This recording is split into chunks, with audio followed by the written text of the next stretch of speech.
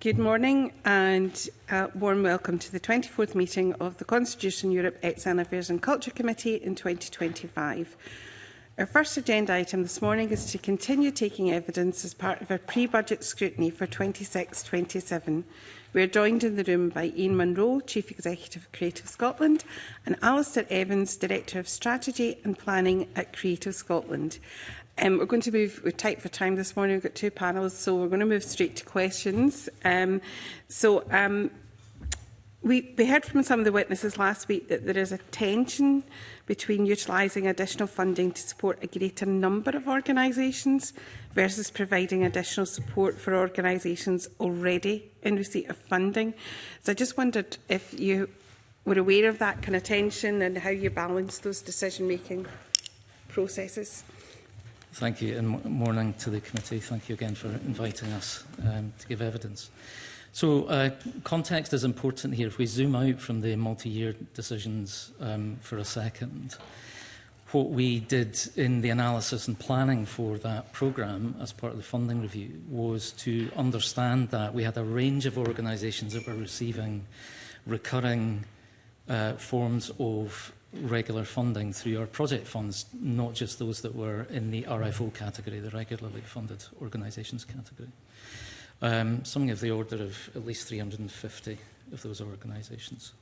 So they were always part of a landscape of support that we were providing. What we've done through the funding review and the multi-year programme is to consolidate many of those organisations into that programme. Which means that those project-based organisations that were previously making annual applications no longer need to do that. So that's beneficial for everyone in capacity and processing terms. And they can focus on the delivery of the work in the confidence of the multi-year funding settlement that they've got. Part of the conversations with the Scottish Government, and I say again thank you to the Scottish Government for being able to support the multi-year programme at significantly increased levels of funding, which is growing again further next year.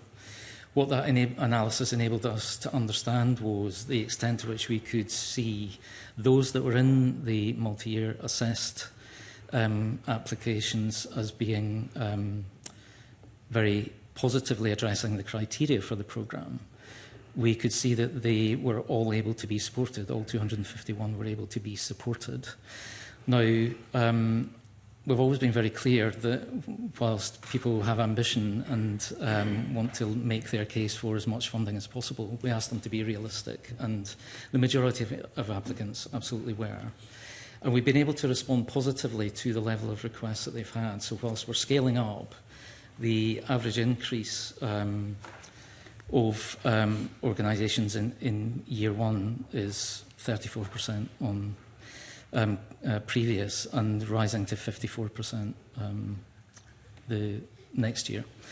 But the average, so that's the average growth, but the average sort of intervention rate, I think, is important to know, because we don't 100% fund organisations, so they do have partnership, and our average intervention rate is just over a quarter of turnover for these organisations. So it's a significant foundational contribution to the organisations for their forward planning.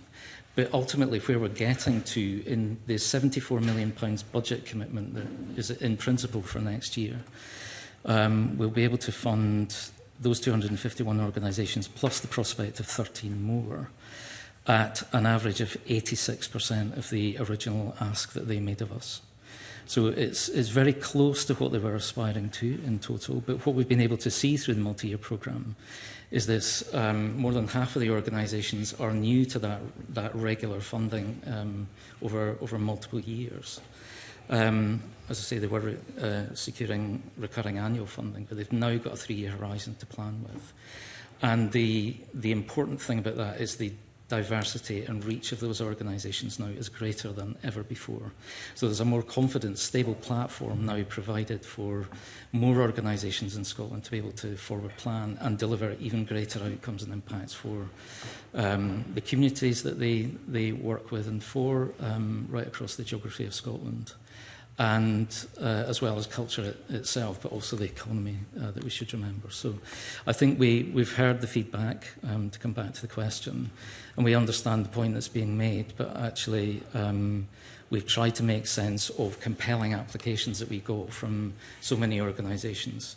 And whilst 28 were unsuccessful out of all those that we saw, 13 are in a development stream category at the moment who are being supported to make the case for joining the multi-year programme from next year. And they're accounted for in the numbers that I'm talking about of the 74 million.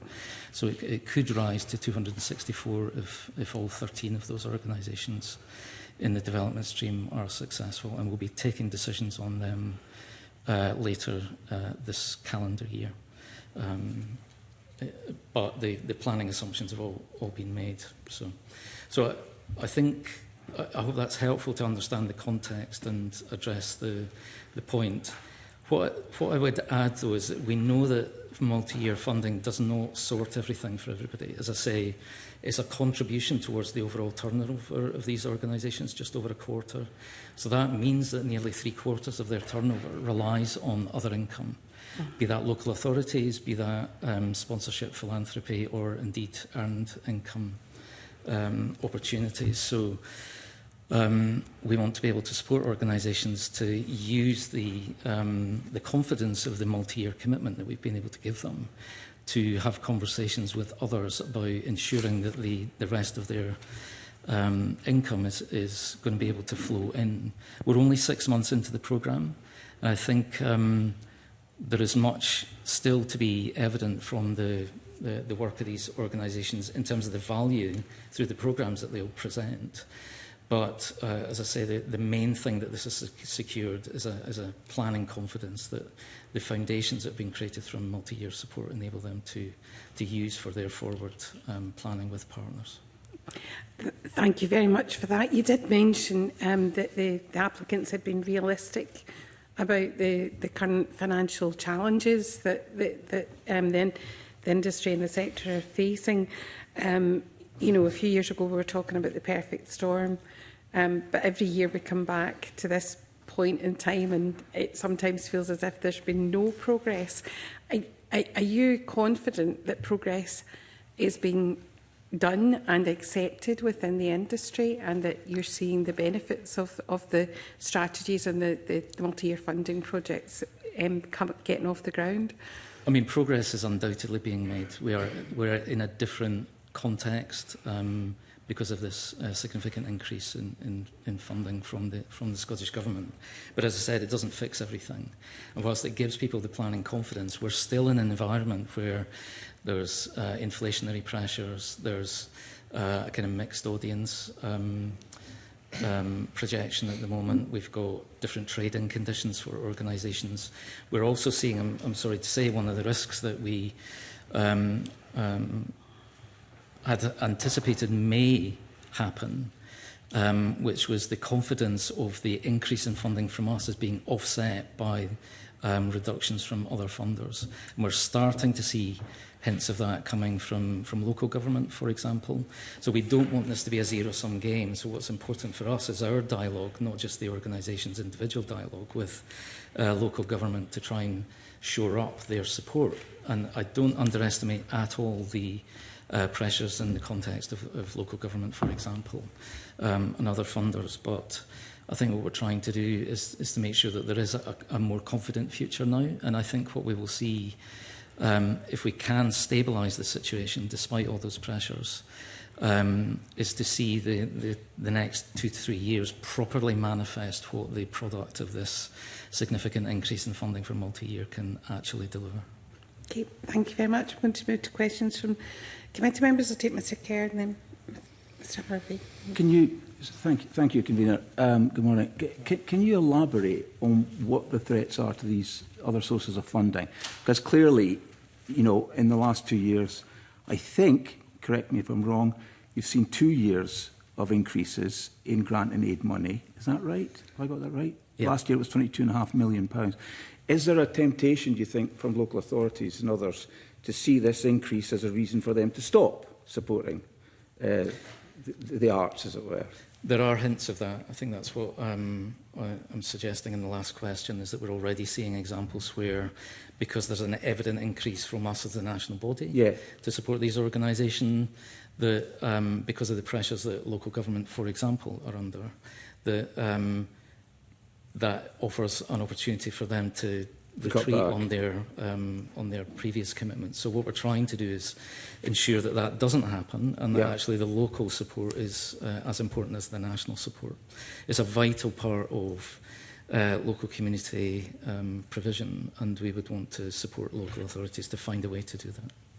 Is there anything that Creative Scotland can do in order to address that issue directly? Are you doing something about that? Are you speaking to local authorities, for example? We'll come on to other funders in a minute. Yeah, direct dialogue. I mean, ultimately, people-based relationships can cut through some of this, but ultimately they are elected representatives in their local communities that are making decisions. As I say, I absolutely recognise the pressures, but we try to put forward a positive case about why the partnership with local government is an important dimension, not just for us, but importantly for those organisations that are in those communities. And they're saying to you, we're just cash-strapped and you've got more money, so we're going to...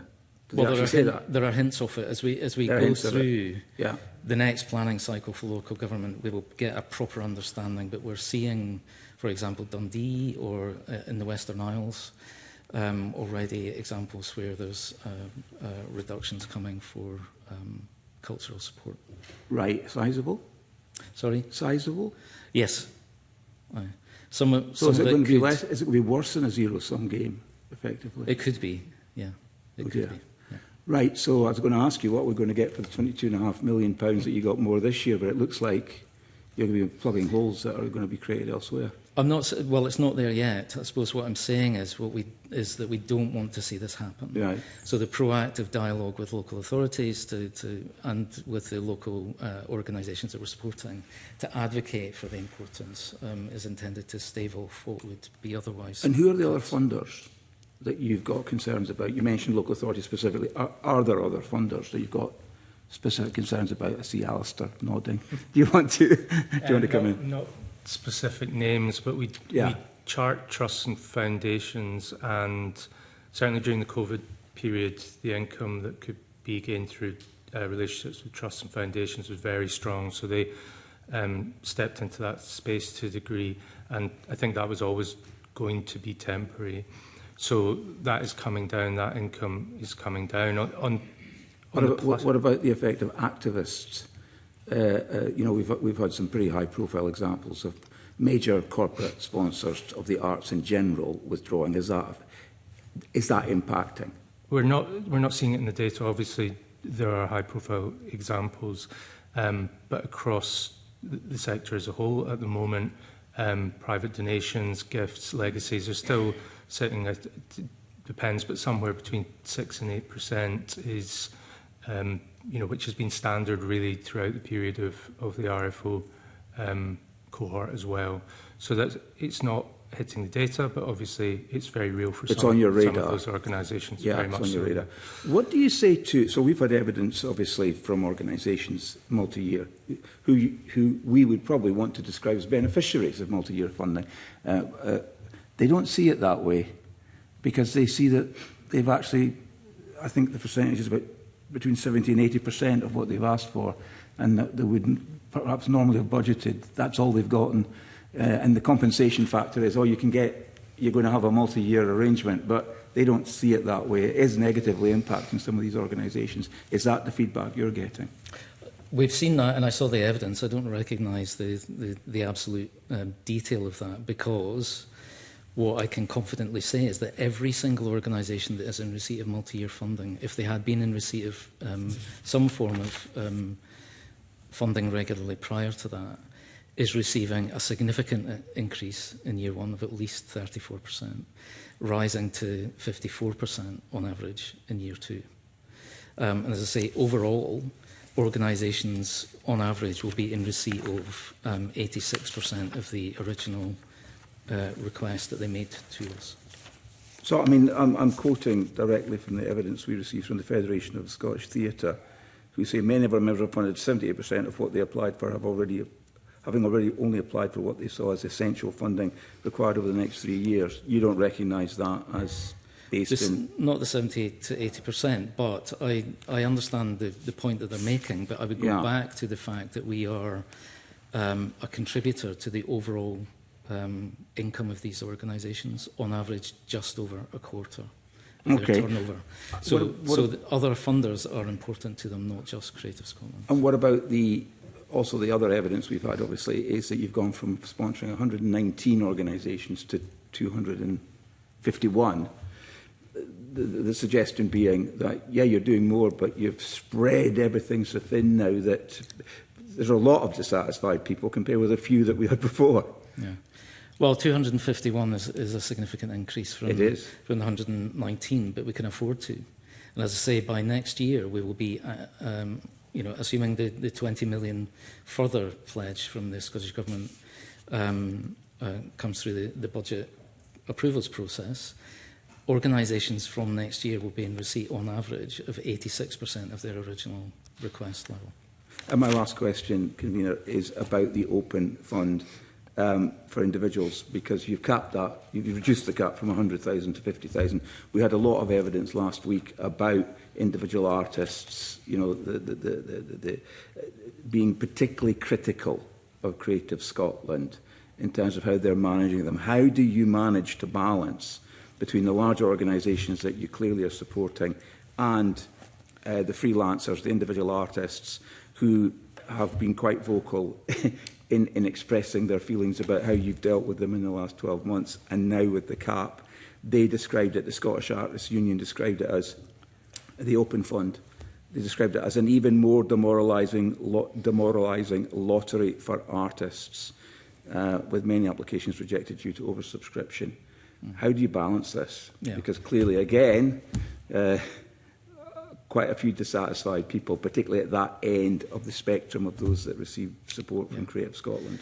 I mean, I can absolutely confirm our commitment to individual artists and our recognition of their central importance to the health of the culture of the nation, right across the communities that they individually work with and serve, and indeed internationally. We don't get any direct money from Scottish Government to support individual artists. It's all supported from our national lottery funds. But I would also add that we do see individual artists able to be supported from the organisational funding that we provide. So those individual organisations commission artists to do work with them. But in terms of the individual open fund for individuals, we've increased the budget for that this year by £1 million from last year. We know there was a lot of unhappiness about the necessary closure of the fund last year. And I apologise again for that, but we had no choice. But in terms of that recognition, we've boosted the budget for individual artists this year. What's interesting from the data is I appreciate the feedback that you're referring to. 3% of applications to the Open Fund for individuals are over 50,000 previously from the historic data. I think the principle of it is important, but individuals can work with organisations to access support in different ways. But the numbers in reality are very low in those wanting to access more than 50,000 before we had made that change. So what we're trying to do is get as much support financially available for individual artists, make a process that works for them, and we've two things I would add, because we are about to embark on another part of the funding review outcome from 2019, which was to revise and reform those funds, make them simpler, clearer, easier to navigate for individuals and so on. That's a key point that we're always keen to do. But the extent to which we can meet ever-increasing demand, which is what we've been seeing in recent years, post-COVID particularly, is part of the challenge that we've got. Our success rates are nowhere near where we would want them to be.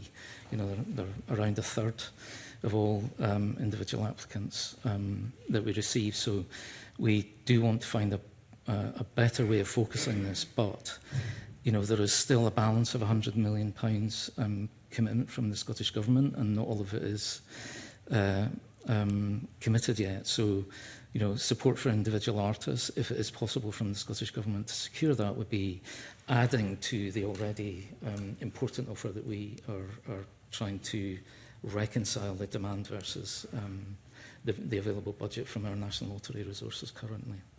I guess my one takeaway, convener, is that perhaps we need to challenge the evidence that we've been given at top-line level about the fact that multi-year funding organisations are saying that they got less money this year than they had expected or that was normal, because clearly your evidence is suggesting that.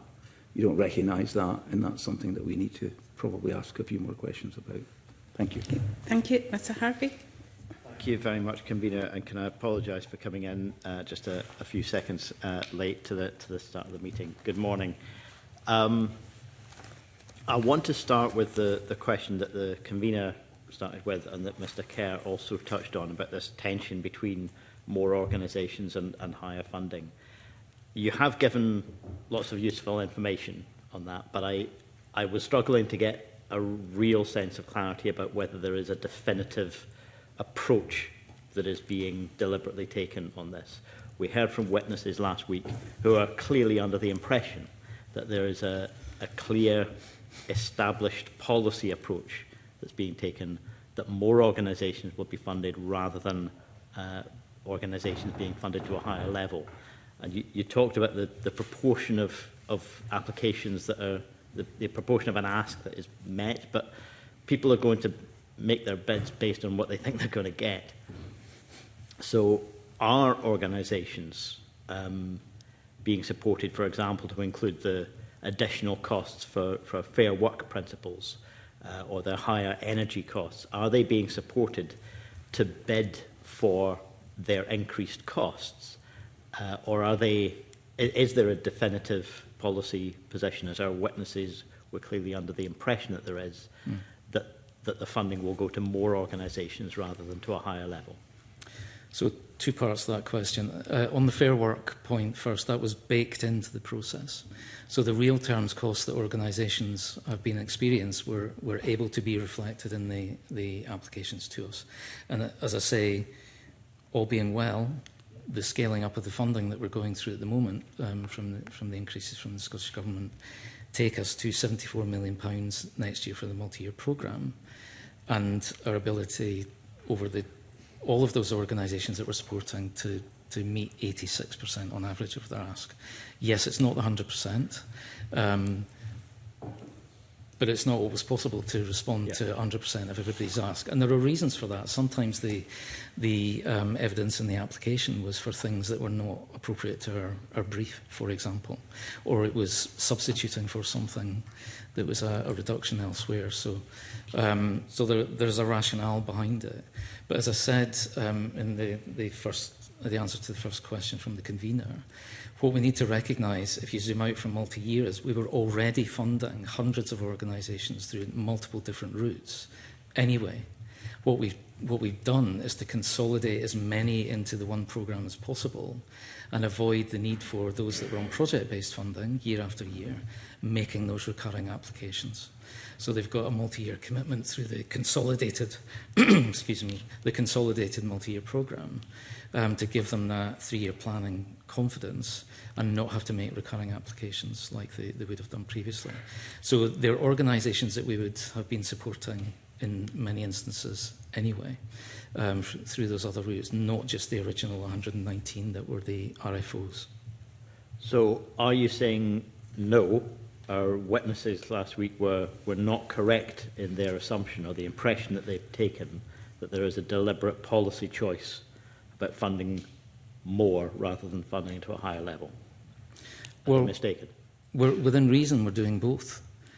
There is a conscious decision to fund as many organisations as possible through that programme. That was always part of the intent. And the budget increases are enabling us to do that. And where we've settled on, because of the average 86%, meeting the 86% of the original ask of organisations, because of the higher levels of budget, means that we're able to grow the portfolio of organisations and consolidate them into this programme and support them very close to their original level of ask of us.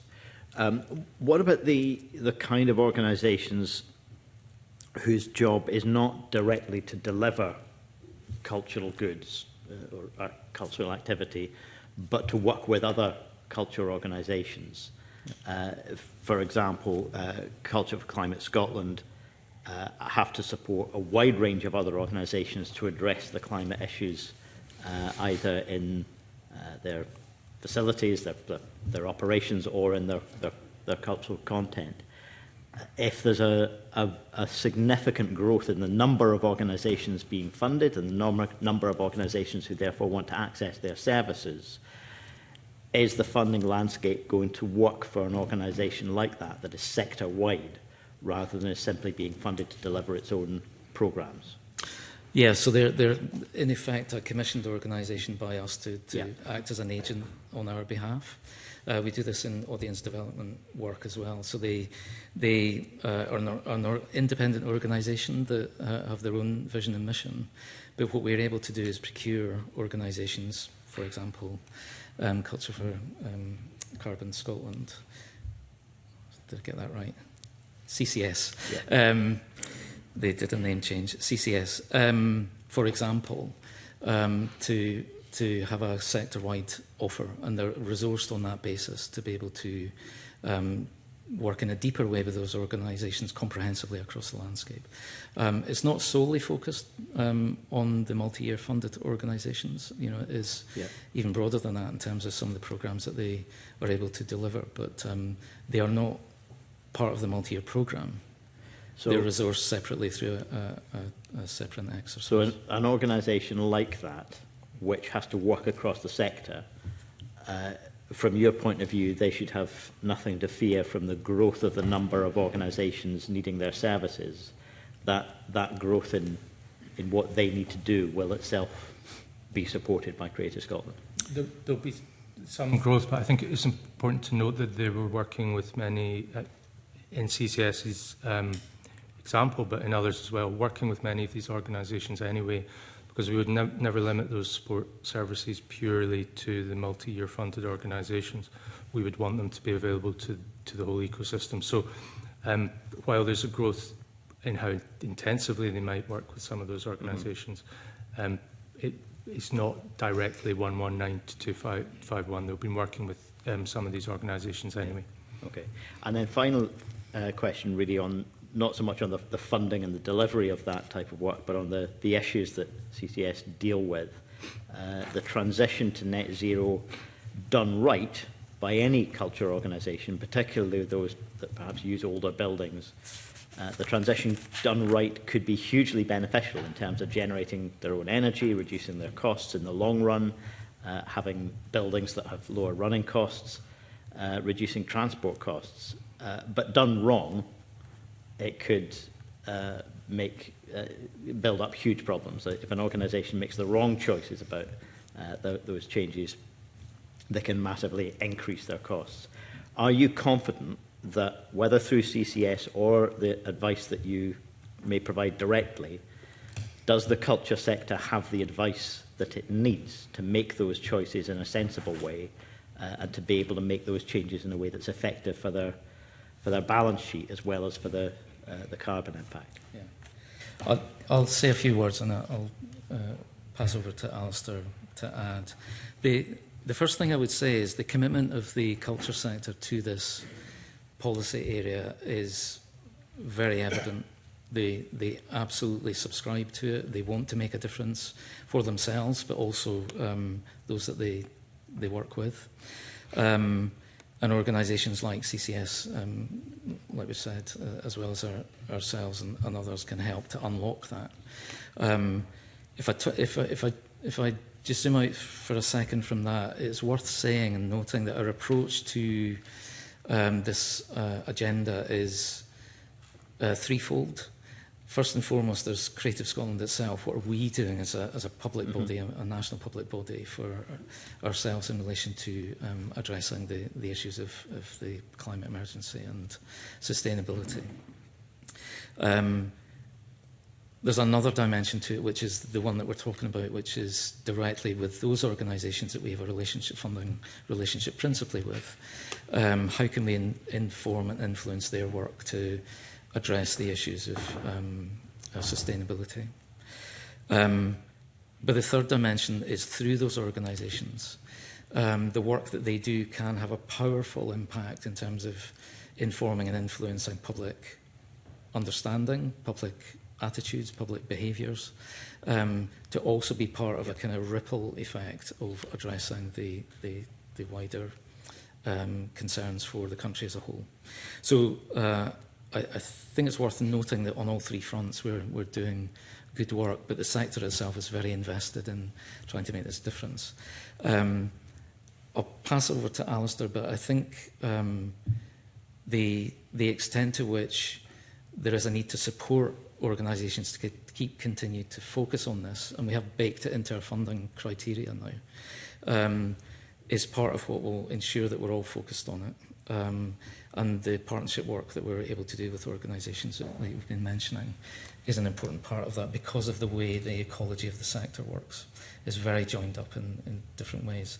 But what's important is how expertise that exists beyond the culture sector, beyond organisations like CCS or the individual organisations, also come into play. And Alistair, I'm sure, can talk a wee bit more about that. Yeah, I do think CCS are very well placed. We've been working with them for a decade. They provide that bridge in a cross-portfolio way into the environment sector and bring in the expertise, new ideas of good practice there. So that's important. Our own plan and appointing our own lead is an important step for us. And multi-year, again, we now have 264 organisations that have had to think very carefully about how they're going to approach environment. And really, I think there's a step change in, not that they would never have taken it seriously, but the seriousness, the mainstream nature of it now is just very clear to everyone in the sector. So it's very, very positive in that regard. Just in terms quickly of some of the challenges, you heard about audience travel from CCS themselves. I think that's a big area we want to focus on. But generally, we're moving from looking at emissions and mitigation, while very important, and we don't want to be complacent, but we want, but that there is a sense that that is being addressed, and we have the mechanisms in place to keep working on that. We want to work on adaptation. We're hearing from organisations, every month, every week, problems that they've had that are weather-related, heat-related, flooding, etc. So adaptation is the next big thing that we're working on in line with our statutory requirements and the National Adaptation Plan. So we're working with Scottish Futures Trust on that as well, which brings us into that question of capital, because people do want to upgrade those buildings. They want to make them net zero compliant and improve access to those buildings as well. So CCS are very strong on that as well. And as Ian said, the sector has, not uniquely, but it does have a very strong trusted role, an important contribution to make as a trusted messenger, a place where people can come to discuss climate issues, where it can be reflected in programming in a relatively safe space. So we recognise that as well, the role that we've got in terms of public engagement, which CCS also spoke about. Okay, thank you. Mr. Bibby. Good morning to Mr. Just following up with Stephen Keir's question, the expected monies received by the organisations and the average uplifts. Obviously, an average increase is 34% means it's an average. There could be some significantly more than that. There could be some significantly less than that. I wondered if you would be able to provide the committee just with the full breakdown of all the monies that were asked for and received, so we can have a look at the. Because obviously an impact, and depending on the size of the organisation as well, will be a factor, just to give us a greater understanding of the concern that there is there. I think that would be helpful if that was possible. I see a nods there, so I think that was a yes. Yeah, bearing in mind that some of them some of those organisations weren't regularly funded, so the sense of an uplift to them is different from those that were previously RFOs. But yeah, we can do a briefing. That'd be great. Thank you very much. That's helpful. And in terms of, obviously related to that point, is the effort to maximise the number of organisations receiving that financial assistance, as Mr Harvey said. I think in answer, Mr Munro, you said there was a conscious effort to maximise the number of organisations in receipt of monies coming from Creative Scotland. Was that a recent decision that was made to do that? When in the process was that decision made to try and maximise the number of organisations? So it was part of the discussions with government about how can we secure the best available budget for a multi-year, because if we had remained on standstill, just say this again, we would have, so we were funding 119 RFOs previously through that funding programme. On standstill funding, if all other things had remained equal, we would have been able to fund only half of that number. So there was a deep concern evident from the applications that we were looking at that was going to be the reality. So the conversations with government then were about illustrations of scenarios which would enable us to get a better outcome with different budget settlements. And that gave rise to the conversations that led to the settlement that we were ultimately are grateful to receive of securing this 20 million year increase this year, further 20 million on top of that again next year. And ultimately, we funded all those organisations that applied to us that demonstrated within their assessed applications that they had they'd made a compelling case and deserved to be supported. And we were able to support them, albeit not at the 100% that everybody would aspire to, but as I say, on average 86%. No, thanks for that. I thought you were going to say that in relation to conversations with government, because the Cabinet Secretary, when he was previously discussing, talked about maximising the number of organisations that were in receipt of monies coming from Creative Scotland, and clearly we would all want to see as many organisations being funded as possible. We obviously need to take into account what levels those are at, but it's interesting to get, it's good to get that confirmation. Obviously that was in relation to you trying to maximise your budget with the government. And fund organisations, through a consolidated programme for a 3-year period in a way that we hadn't been able to secure before, when we'd been funding the majority of them through multiple different routes, a variety of different routes previously anyway. So it's not that these organisations are new to us in the majority, but they were new to regular funding in this form. But we had been funding the majority of them in different forms previously. So we've brought them together into one place, in one line of sight now. And that can only be a good thing. An expanded portfolio that enables organisations to operate more confidently is a good thing. And obviously there's a tension, isn't there? Because government often wipes its hands of funding decisions made by the Creative Scotland in terms of the independence Creative Scotland has, but on this they made clear they wanted to maximise the number of organisations in receipt of Creative Scotland, and you've sought to do that. Well, that was a playback from the case that we made to them. I want to be quite clear: the Scottish Government didn't direct us on the outcomes of multi-year. Absolutely right, arm's length. These are board decisions of Creative Scotland. But the scenario modelling that we've been able to demonstrate. The case for the increase in funding, giving rise to our ability to fund everybody who had been assessed as fundable within the multi-year set of applications that we were in receipt of. And that's where we've landed. And in terms of next year and following that up, because obviously we all know the problems have been in the culture sector for the last few years. We've talked about it already this morning, about the Open Fund example. There's been a huge amount of uncertainty facing the culture sector over the last few years.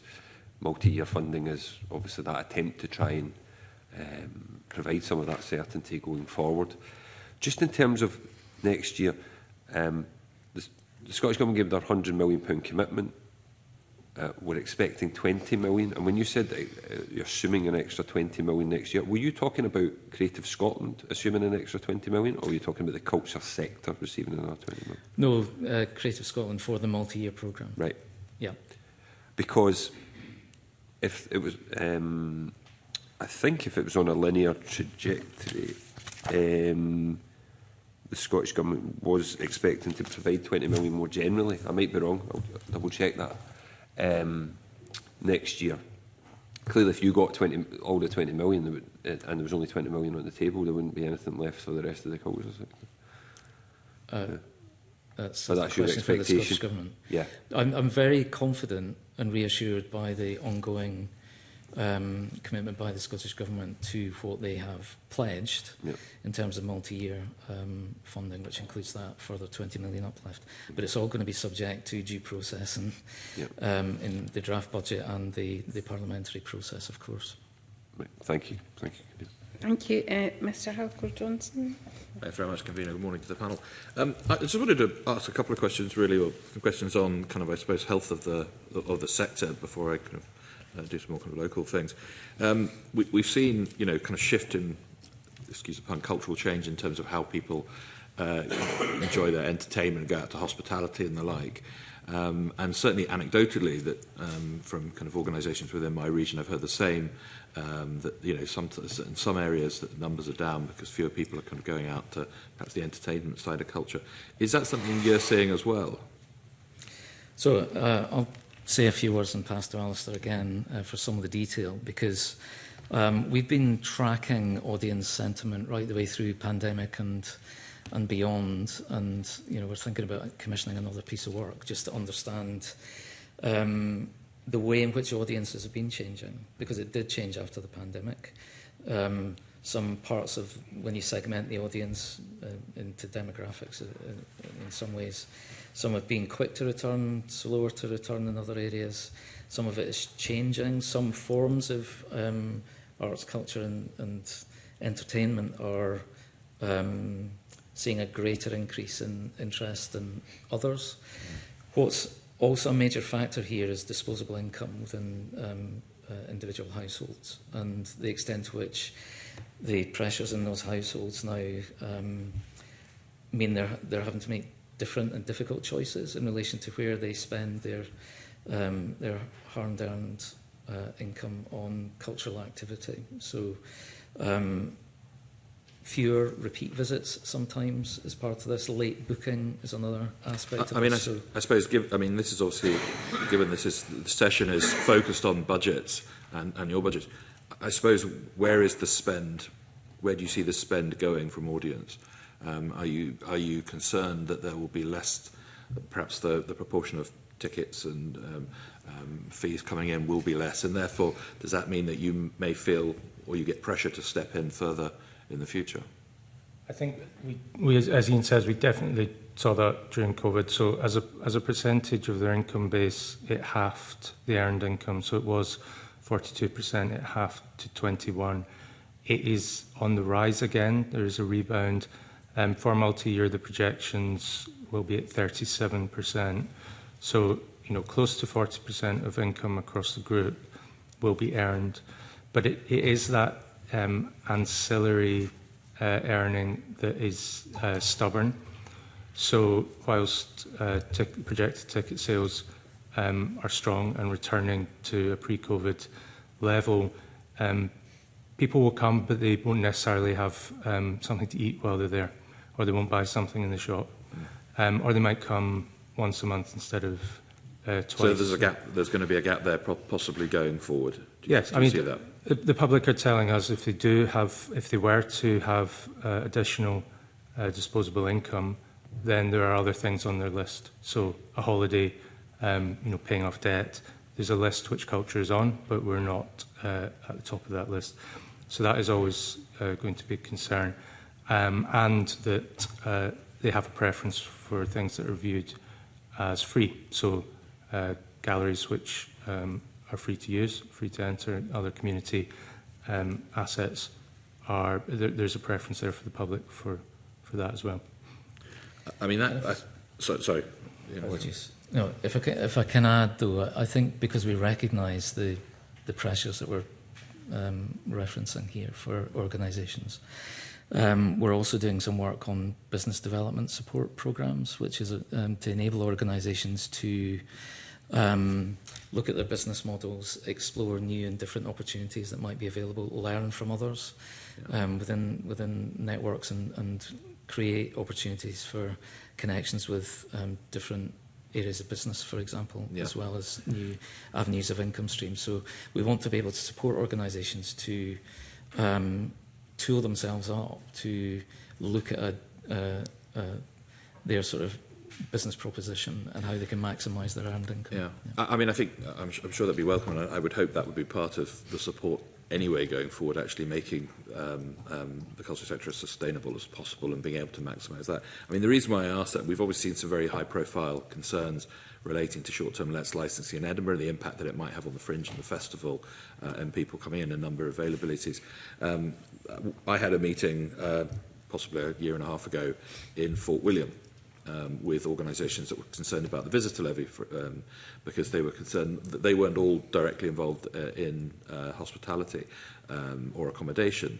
Some of them were some of the ancillary parts of it, so those that are involved in supporting those people that come to the area and spend their money. And their concern was obviously if you've got projects like, programmes like the visitor levy, taking money out of pockets, you're going to exacerbate the issues that those sectors already face. I mean, is that an area that you have concern about, particularly perhaps with those, in Edinburgh as well, if people are having to pay a levy, they're not going to have as much money, and part of that money may not come into to your sector, but also out within the regions too. So on TVL, I mean, these are local political decisions, and absolutely respect. But they impact on the sector, and that's really what I'm looking for, the impact, the potential. Where they do exist, what we would be advocating for and strongly encouraging is that some of the product of TVL, were it to be in place, should be ring-fenced in support of culture and creativity. We're seeing that in Edinburgh. There's a significant proportion going to flow into the culture sector in Edinburgh, to be adding to the current financial mix that already exists. So that would be our approach. We would be wanting to encourage that where TVL does exist, but it's not guaranteed, of course. So. Is there not a concern, though, that could just be replacing local authority fundings that might have been finding their way to the sector before, and this is essentially just a replacement? If it's constructed in the right way, it can be additive rather than substitutional. But it's got to be constructed in the right way. Exactly. So are you having discussions with local authorities about that? So in Edinburgh particularly has been learning for us all, actually. But as I say, we respect the detail of local democracy in that sense. But in general terms, yes, conversations are important with local authorities to understand what their intentions might be and to advocate in the way that I've just described. I'm very conscious of time, so I've just got kind of one more thing to ask about, and it's really about that regional aspect. I mean, I represent a region that is full of remote and rural communities, island communities.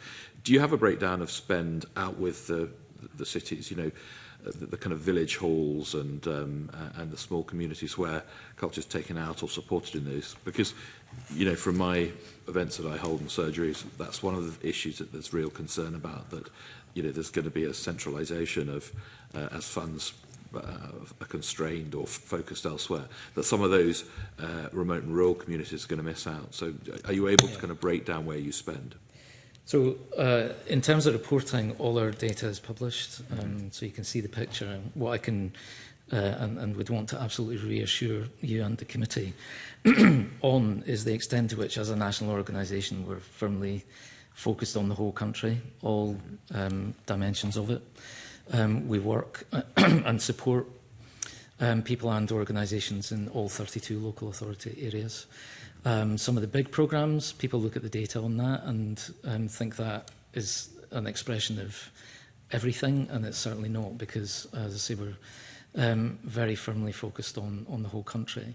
And in that regard, where we do see areas where we think there is more potential or more ambition and we want to support unlocking that, we will do place-based work, be that in a kind of form of partnership programmes for a sustained period, like our place partnerships, or indeed attending funding fairs with other funders to the local area, just to build capacity.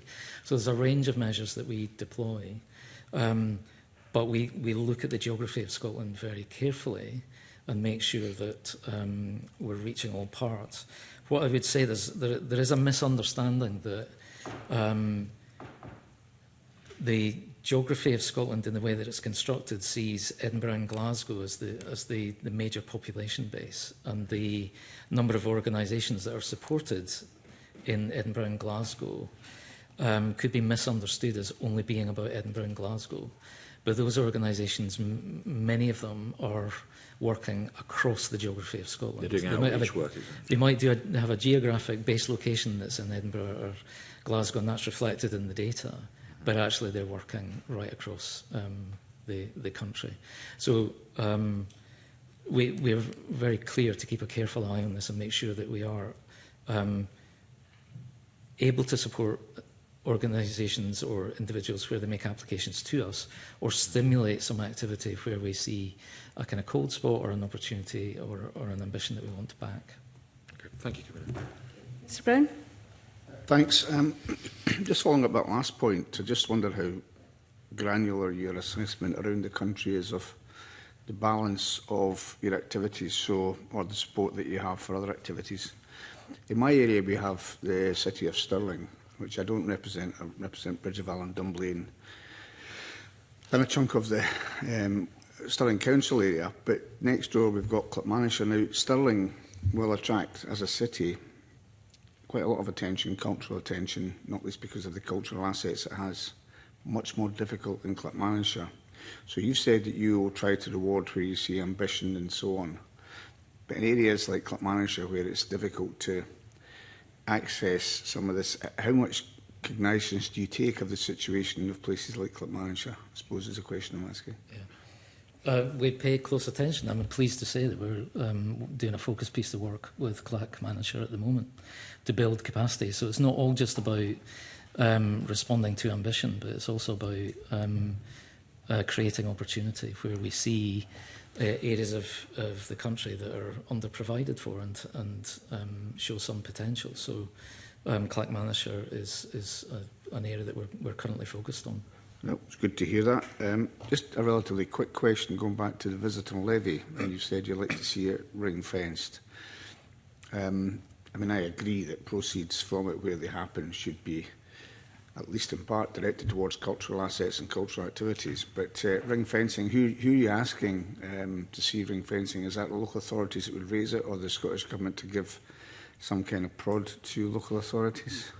I mean, ultimately, local authorities, it's in their hands in terms of the local legislation. So, if there's a kind of more national framework that Scottish Government wanted to set, that's beyond us. But in terms of local government, absolutely, it would be with them in terms of how they construct the proceeds. I don't think the Scottish Government will do that. I think we'll see this as a local authority power.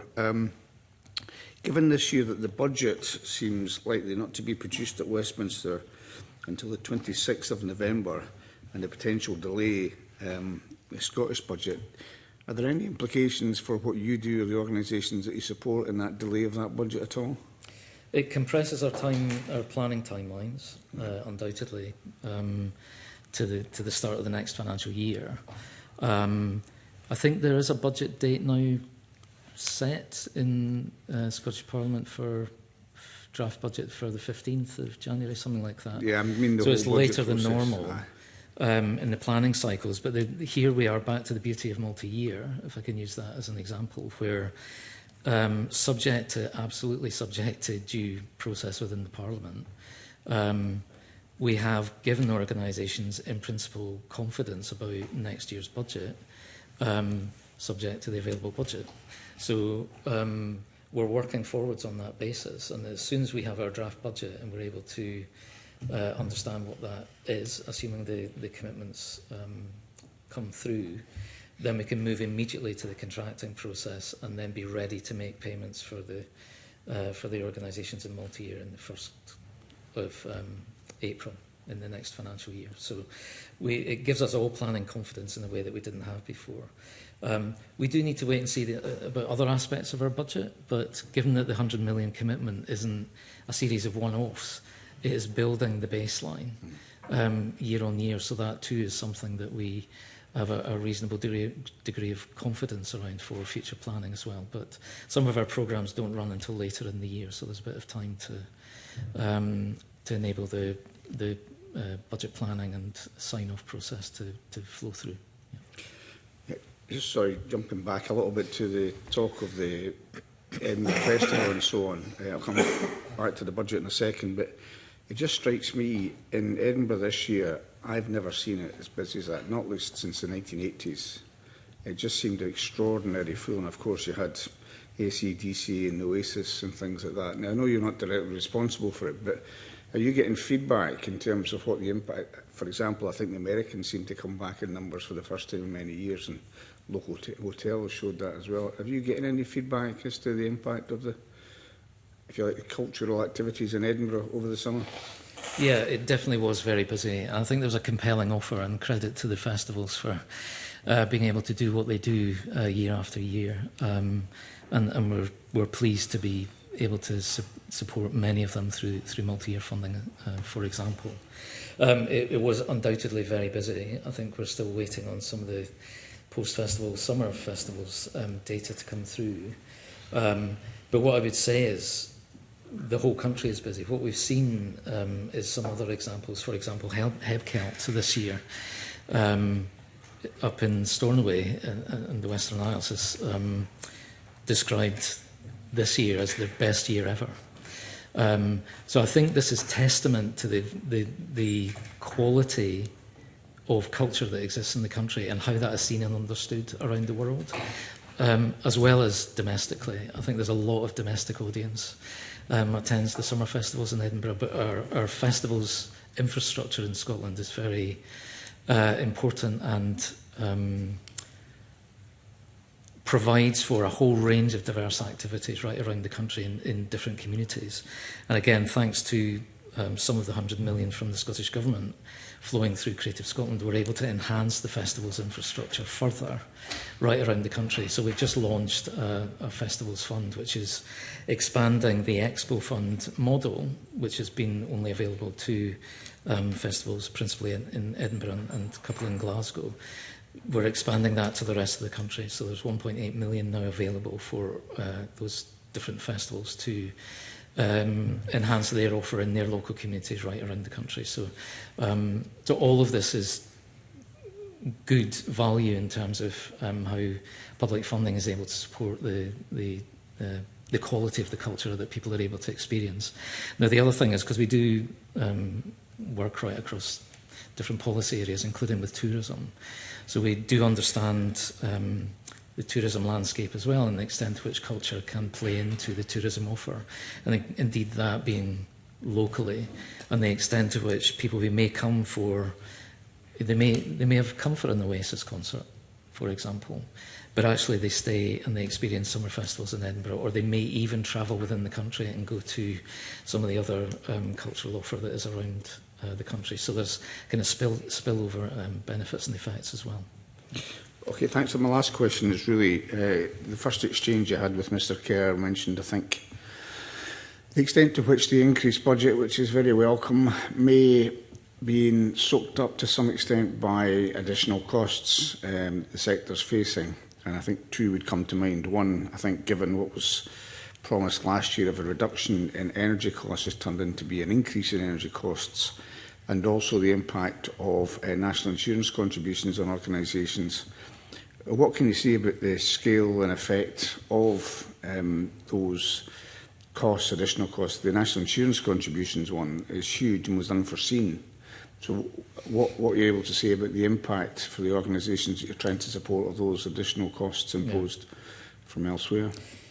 So they are undoubtedly adding continuing the ongoing pressures in the operating environment for organisations. The way the process for multi-year ran, it enabled organisations to update through their business plans in different stages of the process the extent to which real-term costs, as understood and anticipated or forecast at the time, could be reflected in the ask of us. So the extent to which we have responded through multi-year funding is reflective of what their planning assumptions were. However, it is ongoing, and those pressures are not easing, indeed maybe increasing. And that's why we're concerned about how we can support them to maximise the other income that they are able to secure and achieve in the confidence of having the multi-year commitment from Creative Scotland. And we'll keep a weather eye on this. I mean, I think this is something that we're very attuned to from dialogue with the sector, and we may indeed think about doing some further tracking research on this. But it is undoubtedly something in the mix that I wish wasn't there, but it's the reality of the environment that organisations are working in. And we want to support them to find a way to navigate that without turning to us, because we don't have the ability to add further funding into the equation for these organisations that are already have secured the multi-year funding. Thanks. Thank you. I think we've run up against time. But just have a final thought on what Mr Brown was saying about the festivals this year. Again, a fantastic achievement from the festivals. Sorry? Did you want in? Right, I'll let you in, George. Sorry. Sorry about that. But good morning, everyone.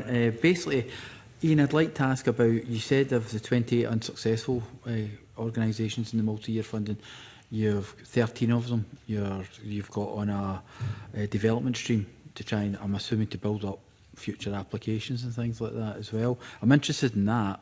I'm also interested, because you said multi-year funding isn't the only part of the process. I'm interested more in the kind of support you give to organisations for external funding. I'll give you some examples. You're probably aware of them. When RSNO came here, they came up with an idea about an endowment, and I asked the question, great idea, let's talk about new ideas. And they said, well, I haven't worked it out yet. But what kind of support could you give for these other ideas that might be out there in the sector to actually see that they can get some form of external funding? Yeah. So on the unsuccessful applications, there were 28 in multi-year. 13 of them are the ones that are in the development stream. Mm-hmm. So they are being supported with resource and access to expertise to enable them to make the case for joining multi-year funding from next year. And that's all modelled in. They're going through that process at the moment. We'll be taking decisions on those later in the calendar year. All of the unsuccessful organisations have got some form of support. Some have got some funding support. Some have got access to specialist expertise that we have procured and have made available to them on their behalf for them to take up. Not all of them have, but many of them have. I mentioned earlier in relation to Mr Howcrow-Johnson's question about business development support. Mm-hmm. So we have a kind of sector-wide programme that is intended to support organisations with access to learning from others, access to expertise and resources to diversify their income streams. But we also run some specific programmes like crowdfunding, for example, is a new part of the mix. We've got a programme running, it's £250,000 available for crowdfunding, which is a new way of organisations and individuals going to market, as it were, to sell their product, whatever that may be, and secure some match funding that we will match from our 250,000. We also work with organisations like Culture and Business Scotland, which is there to create a bridge between the business sector and the culture sector to explore what new avenues and opportunities might be for individual organisations as well as a kind of sector-wide programme. So there are multiple dimensions in the way that we intervene, either directly or with and through others, to support the sector to find new models and learn from others. We also, in our international outlook, have access to learning from equivalent bodies to Creative Scotland right around the world. So we often draw on that research and knowledge as well to understand if there is anything there. What I would say is that there is no magic bullet for this, but the need for the sector to continue to understand how there's a kind of plural funding base for them is really important, because Creative Scotland's not 100% funding them and sort of never can. So it's really important for us all that we support them to unlock those different wider areas of potential. Alistair, anything to add? I could add other examples. You know, we're supporting smaller creative businesses who don't have access to HR services on HR support, for example. So we're thinking about those new models and what support is needed. A lot of that is in our creative industries team, but elsewhere as well. And sorry, new forms of finance. New forms of finance, I should mention as well. You know, I think the opportunity for different forms of finance to come in. I mean, endowments are a model that is of interest, I'm sure, but there are creative industries related forms of finance that can be social enterprise finance, for example, that could be part of the mix here as well, that we are keen to support the sector to unlock. And that sounds fantastic, because I think some of what becomes frustrating for us is you have organisations coming year after year, and it's great to hear that support's available for them to tap into, to be able to try and look at other forms of finance as well, because we seem to hear the same thing every year from organisations, and it's good to know that there's other things out there. I'm interested in the visitor levy point of view. We already know that Edinburgh is looking their pilot 25% of projected revenue for cultural sector, and it was actually brought up by many of the individuals that came to give evidence, and it's okay, it's up to each individual local authority to make that decision. But how do you, as the cultural organisation in Scotland, make that case, you know, to say to local authorities, because I know you do work with local authorities at a local level, to say, you know, there's the Barcelona model, there's the Amsterdam approach. How do you kind of pitch that to local authorities, say this is something that could really kind of help in your programme to develop your local area? Yeah. Sometimes it's a direct response to consultation on TVL. Sometimes it's a direct dialogue. And as I was saying to Mr Kerr earlier, the direct dialogue, particularly with local authorities, is really important. I think the creation of connections there. One of the things in the context of local government is we have a concern about decline in local cultural strategy, decline in local cultural resources, financial, but also in terms of people as expertise within local government to understand the context. So the dialogue with local authorities is very important. Direct dialogue with local government is very important. So we'll continue to pursue that, and where we see opportunity or concern, we'll go in with targeted conversations. Yeah. One of the other thing we do point to is Visit Scotland's research, which very strongly shows that culture is one of the main reasons, if not the main reason, that people visit, and screen tourism as well. So people are here because they have seen Scotland in its various Alistair, forms. you've hit my next question, which was effectively Screen Scotland, one of your major successes, has created that footfall effectively. You only need to walk up the Royal Mile to see various Outlander kind of scenes where you see American tourists wandering about, and we're just going back to our digs at night. You know, you can see them there. So you've got extra funding for that. It's 2.5 million base funding, 2 million extra in that as well. But there's been a 100%, 110% increase in inward investment in film in Scotland. Now, that seems quite incredible when you look at some of the major, okay, you've got Outlander, Batgirl, Warner Brothers decided to scrap it, but hey, Glasgow still got the kind of success of the film actually being made, and The Rig being an example of ones there. And I'm quite interested in every £1 invested in film effectively creates £12 to an economic activity. So surely this is a perfect example of what we've been talking about, you know, supporting this, ensuring that you create that tourism, that green tourism, and kind of developing that further, because we seem to be punching well above our weight here in Scotland in that sector. Yeah, absolutely, and I'm glad you've recognised the success of Screen. I mean, it is burgeoning, and we're delighted about that. And we've got great people in the team at Screen Scotland working on this with those that are in the industry. And we've got a strategy now which is set on growing the value of the screen sector economy to 1 billion net GVA by the end of 2030. But that relies on a strategy, and that's back to the ecology of studios, crew, production, skills-based, tax incentives, education and skills, and talent development, and so on. So all of that is within the work that Screen does to make sure there's a very rounded offer to support the overall growth of the industry in Scotland. And it's important that we continue to back that. And again, we're grateful to the Scottish Government for the resources that have been in large part helping to enable that, and the further injections that we've seen recently have been adding to that too. Okay, thank you. Thank you. Thank you very much for your attendance this morning. I did want to emphasise, since we talked about Dundee, of course, and the mention of how successful the festivals were here in Edinburgh, Dundee has had a bumper tourist year too, increased visitor numbers, largely driven by the V&A Discovery Point, Dundee Rep, the new Lifehouse production, but they've also got the Eden Project, and they estimate that will bring another 500,000 visitors. So it's just, you know, there perhaps is an opportunity there to be considered about how they could benefit the arts through that. But thank you very much for your attendance this morning. Let's go suspend for 5 minutes or so to let the panel change over.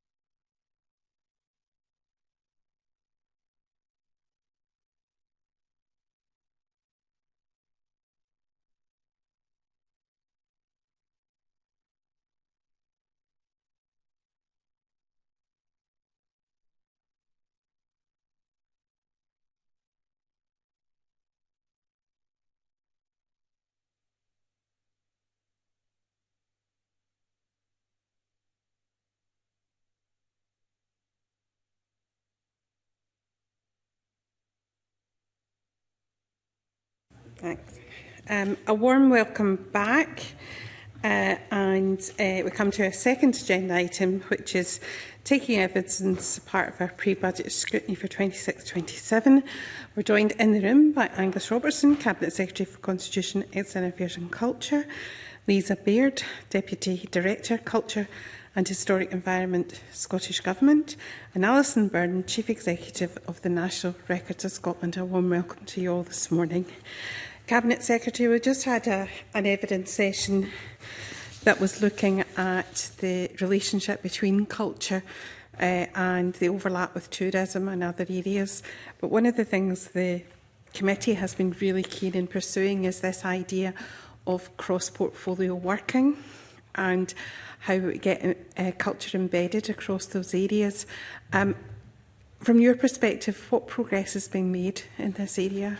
Happy to answer that, Convener. I've got some words prepared, if that would be agreeable to the committee, or because of time, would you prefer me just to get straight into your questions? Yeah. I'm happy to follow your lead on what would be more useful for the committee. We do have a private session after evidence today, so we are tight for time. If you want to be very succinct. I suspect it's probably not as succinct as you might wish me to be. As you might wish me to be. So why don't we just press on? Yeah, you always an opportunity to write to the committee with thoughts that haven't been covered. Thank you very much, Cabinet Secretary. So on cross portfolio working, I think there are a number of aspects of that which I am keen to build on, because as I've already given evidence to the committee before, there are areas of the cultural space, especially where in health and well-being, but also in the economy space, there are areas where I think there is potential for us to do more. So I don't know if the committee has been able to hear, for example, from Scottish Ballet, on what they have done, are doing and want to do in the health and well-being space. And I would highly recommend it to the committee, because I think it's absolutely world-class what they are doing. They are a really, really good example of a cultural institution in Scotland. They are a national performing company, so they are directly funded by the Scottish Government, and they are doing a lot in the health and well-being space, paid for out of the Culture Directorate's finances. And at the same time, we've also got other areas where, in the cultural space, you can look at significant economic aspects. Take, for example, the screen sector. I think the committee's been very well advised about the ambitions for it to become a £1 billion GVA industry in Scotland by 2030, and that they're making really good progress. And how does that then marry together with other parts of government that have a responsibility? And I think there is definitely more that we can be doing to make sure that we get the most out of opportunities. I could move into tourism. There are other areas which are, to all intents and practical purposes, from a government point of view, not part of my direct responsibility. But by making sure that everything works together, there's more that we can do. Another good example of where we are required to do more is, again, thinking of Screen for a second. Screen Scotland has direct responsibility for Screen as it relates to television and film, but not gaming, which sits in the economy space in the Scottish Government. Meanwhile, we have a national performing company in the Royal Scottish National Orchestra, which has a significant new income stream, producing soundtracks for films and gaming. So by painting this picture, I'm making your point, I think, Convener, which is that cross-portfolio working is absolutely key. And I haven't even got into an area of particular interest of the committee in the past, when one gets to the likes of social prescribing, which I've given evidence to the committee about as well. So I'm very cognizant about all of these different areas where culture has a lot to offer. What I would say, though, is given that the budget element of your interest today, I do think the foundational change that we are able to witness at the present time through the multi-annual year funding of twice as many organisations as was previously the case through Creative Scotland, I think is foundational in the potential of all of these cross-departmental benefits being more deliverable than they might have been in the past.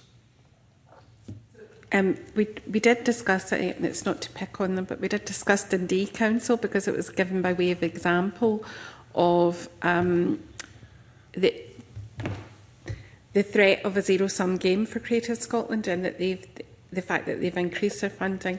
Some of the other funders are cutting back, and obviously local government has extreme pressures on it, and we know that culture is one of the areas that is often seen as an add-on and not key to these other services.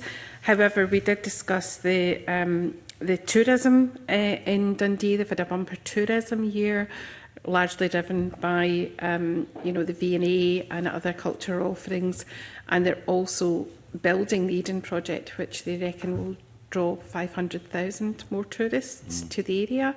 So in terms of looking at percentage of the arts funding or the use of a visitor levy for the arts, are you having conversations with local government colleagues about how vital this could be in the future?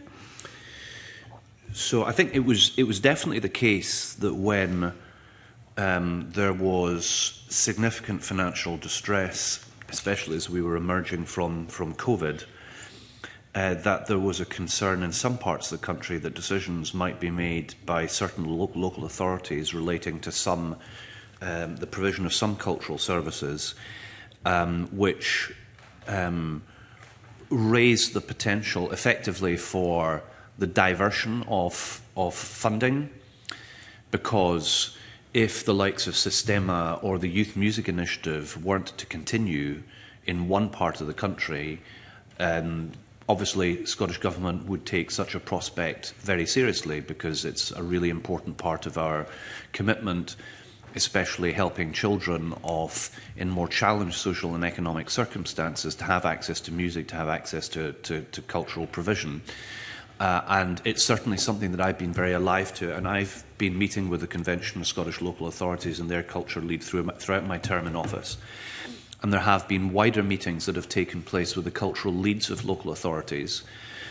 I think one of the things that I am optimistic about learning more from is the review into Creative Scotland, because I know that one of the areas that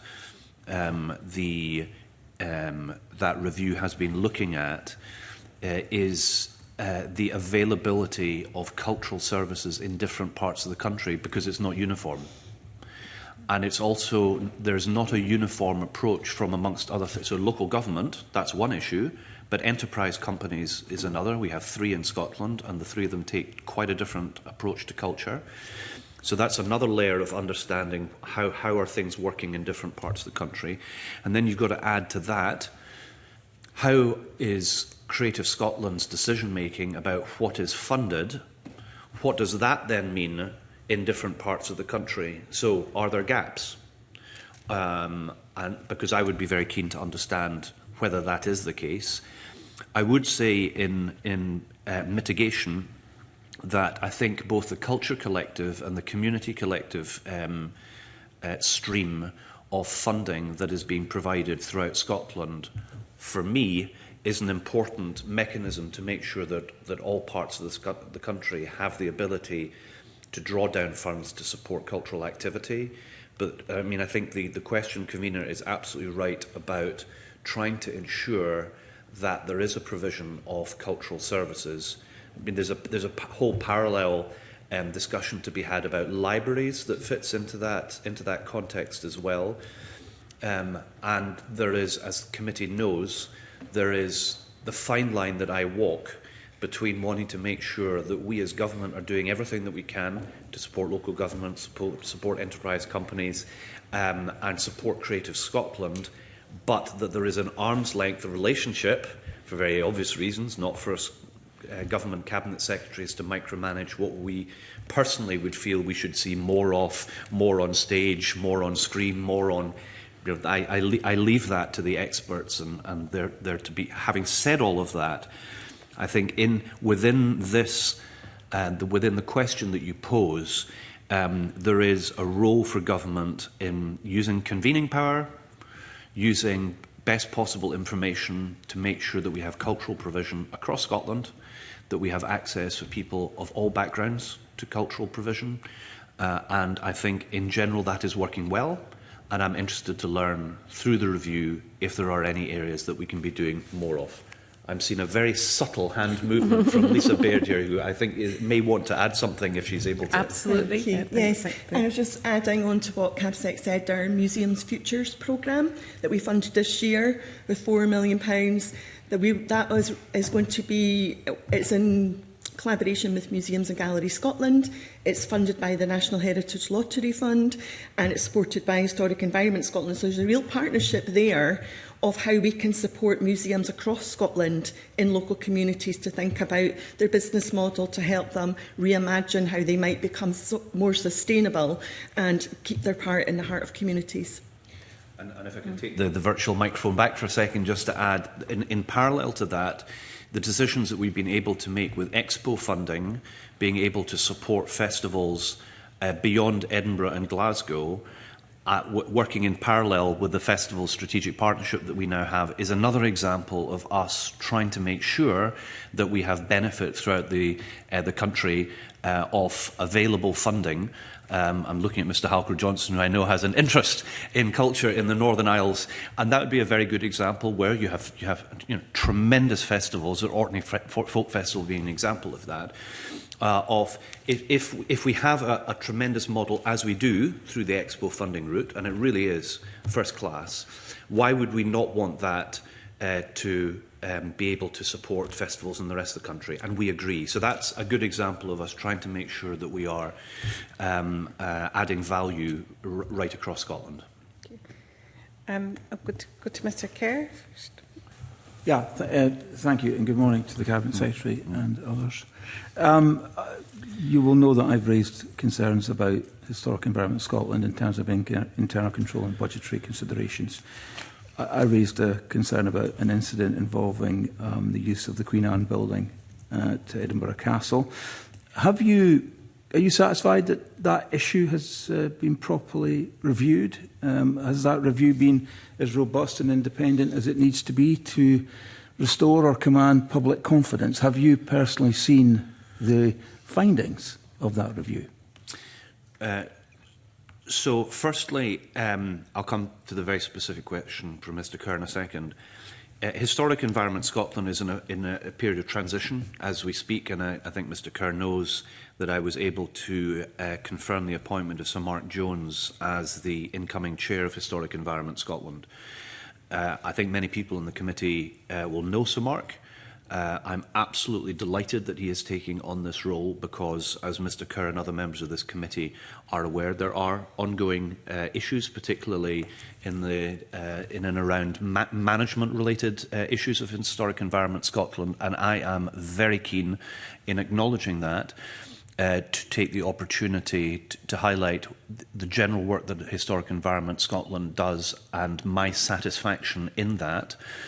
Having said that, I think there are a number of reasons to have concerns in and around management and governance in Historic Environment Scotland, which is why not only was I pleased to be able to appoint Sir Mark, but I have met with him to discuss these issues, to give him the maximum confidence that I would wish him to have in being able to have a look at the issue that Mr Kerr raises specifically, but others as well, to make sure that Historic Environment Scotland is able to continue its good work, but whilst having confidence that both leadership through the board and in the senior management team is exactly what it should be. I have not seen a final conclusion of any report about the incident that Mr Kerr raises, but he will appreciate I am taking a very close interest in that and other issues, I think there's a general understanding outside this committee that issues are being raised directly with members of the Scottish Parliament and also with me and with the civil service. And all of this will be shared with the incoming chair of the board. And I have a very, very high degree of confidence that he will be taking all of these matters seriously. I say all of this with the caveat from my previous answer. I am very mindful of the arm's length relationship between government and public bodies such as this, which is why I have such confidence in Sir Mark taking up the role that he has. He has to be able to get on with his responsibilities as the chair of the board. He has a very long-standing working relationship with the Chief Executive of Historic Environment, Katarina Brown. So I am optimistic that they will be able to form a formidable team, and I look forward to us hearing more about that in the weeks and months ahead. I appreciate that this is an area of concern, and I think that's shared by a number of the members of the committee, but we are doing pre-budget scrutiny, so if you could try and focus on that. I completely understand that. I think this does bear very strongly. I mean, this is an organisation that receives in excess of £70 million, and the concern that the Cabinet Secretary has raised, that I think a number of us share, is about the general sense that there is a malaise in the organisation, and there are some serious cultural issues which bear on the internal management, internal control of public funds and the way that they execute and carry out their very important role, as has been described by the Cabinet Secretary. But so I would just like to conclude that issue on the episode that I've raised. Do you expect, Cabinet Secretary, to see a review and an outcome from that review, and will that have the necessary transparency that there needs to be because of the nature of the issue that I and others have raised? Well, I look forward to hearing progress on this and all outstanding issues, and Mr Kerr has raised some of them. He will appreciate that some of this is in the human resource space, and there are procedures that are currently underway, and it wouldn't be appropriate for me to comment on those. Safe to say, I have confidence that the appropriate processes are being gone through, that I have confidence that with a new chair, that the issues that Mr Kerr and others, and there are others who may want to follow up, and I'm perfectly happy, Convener, to take any follow-up questions from colleagues who may want to raise them, because I want people to have confidence in the core delivery that Historic Environment Scotland manages to perform in Scotland. And it is in all of our interests that issues around the management and governance that have been raised with members of this committee directly and with myself are dealt with by the incoming chairman of the board. And I look forward to learning any conclusions that emanate from the HR process and other inquiries that will be undertaken.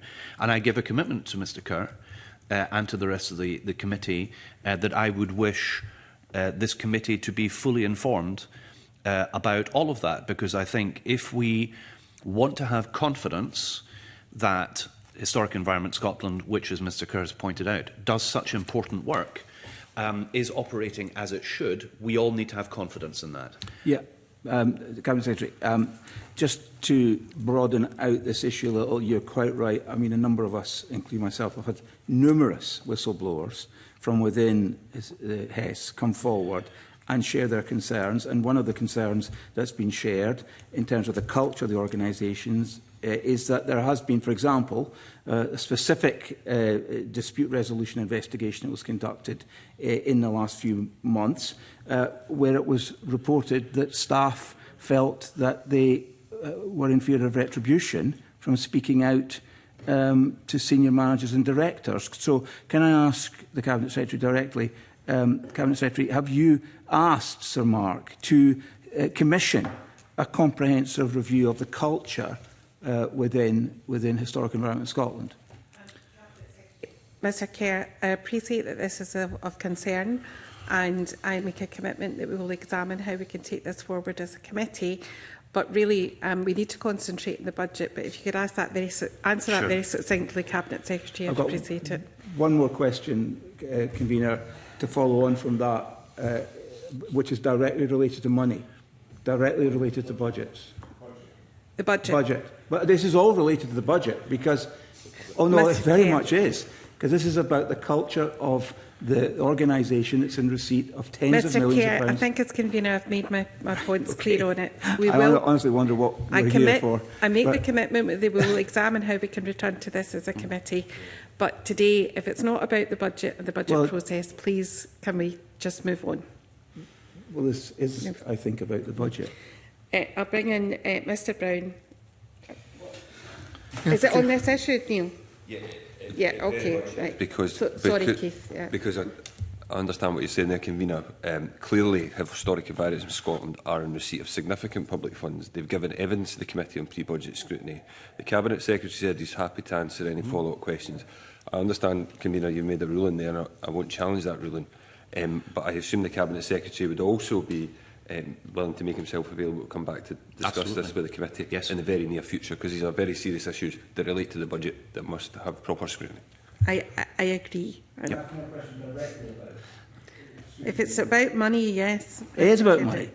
Because I want to ask the Cabinet Secretary where he thinks it's appropriate for directors of a public body during the renewal of a multi-million-pound contract to accept hospitality at heavily discounted rates within the estate they manage. Does he think it's right that that kind of relationship should exist when we're dealing with multi-million-pound contracts and the directors are in receipt of perhaps discounted, maybe freebies from the contractor, and how that must leave the contractor? This is very relevant to the use of public money.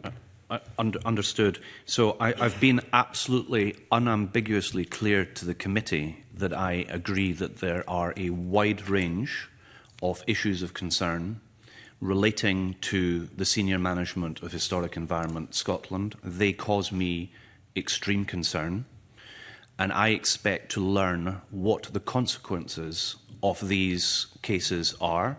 Some of them relate to matters which are subject to ongoing internal human resource processes, and I await the conclusion of those. I also believe that these are issues which are going to be fully attended to by the incoming chair of Historic Environment Scotland, Sir Mark Jones, in whom I have total confidence in both his ability to, but his willingness to deal with this as an issue, because I think we all share an interest in the focus of Historic Environment's efforts being on the tremendous job that they do throughout the whole of Scotland.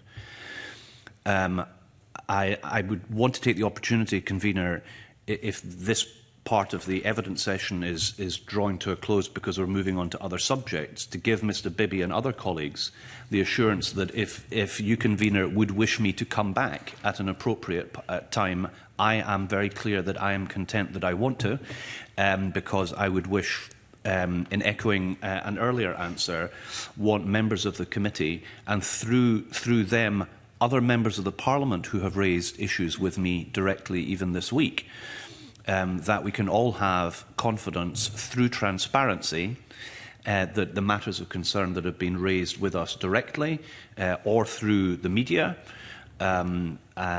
or through reports that we've been sent, that all of these outstanding matters have been dealt with. Thank you, Cabinet Secretary. I'm going to move to questions from Mr Brown. Yeah, a very serious issue, which, as you see, the committee is going to examine, but I don't think it should be done at the expense of pre-budget scrutiny, which is what we were told we're meeting to discuss today. I've got 4 relatively quick questions. The longest one is the first one. It goes back to the point that the convener made at the start about cross-portfolio funding. We've heard it from a number of witnesses as part of pre-budget scrutiny that they want to see this. Now, I am under no illusion that part of this is because they believe there will be access to additional funds elsewhere within the government if they can get that hearing in terms of cross-portfolio working, and that's legitimate enough. They want to make the case that what they do should attract funding because of the impact it has in other areas. However, I didn't catch from what you said earlier on any concrete examples of where this is actually working or where it's planned to take place, and I don't know if you've got any of those examples. That was question one. Yeah, I'll come on to question two and get the answer. Okay. Yeah. Okay. So, by its very nature, if we have a look at the different organisations, say, for example, that have become regularly funded organisations through the multi-annual year funded process, the range of these organisations is extremely broad. So there's a challenge for government, small g and large g, to work out how we can marry together what they are able to do in communities, in society more generally, to bring maximum benefit in the likes of the health and well-being space, or in others in the tourism space or in the economic development space. And this is an area where I am very keen to understand through the Creative Scotland review process where there are examples of this working very well and where there are examples of this working less well. So, for example, I am aware that the approach of Scotland's 3 different enterprise agencies is quite different.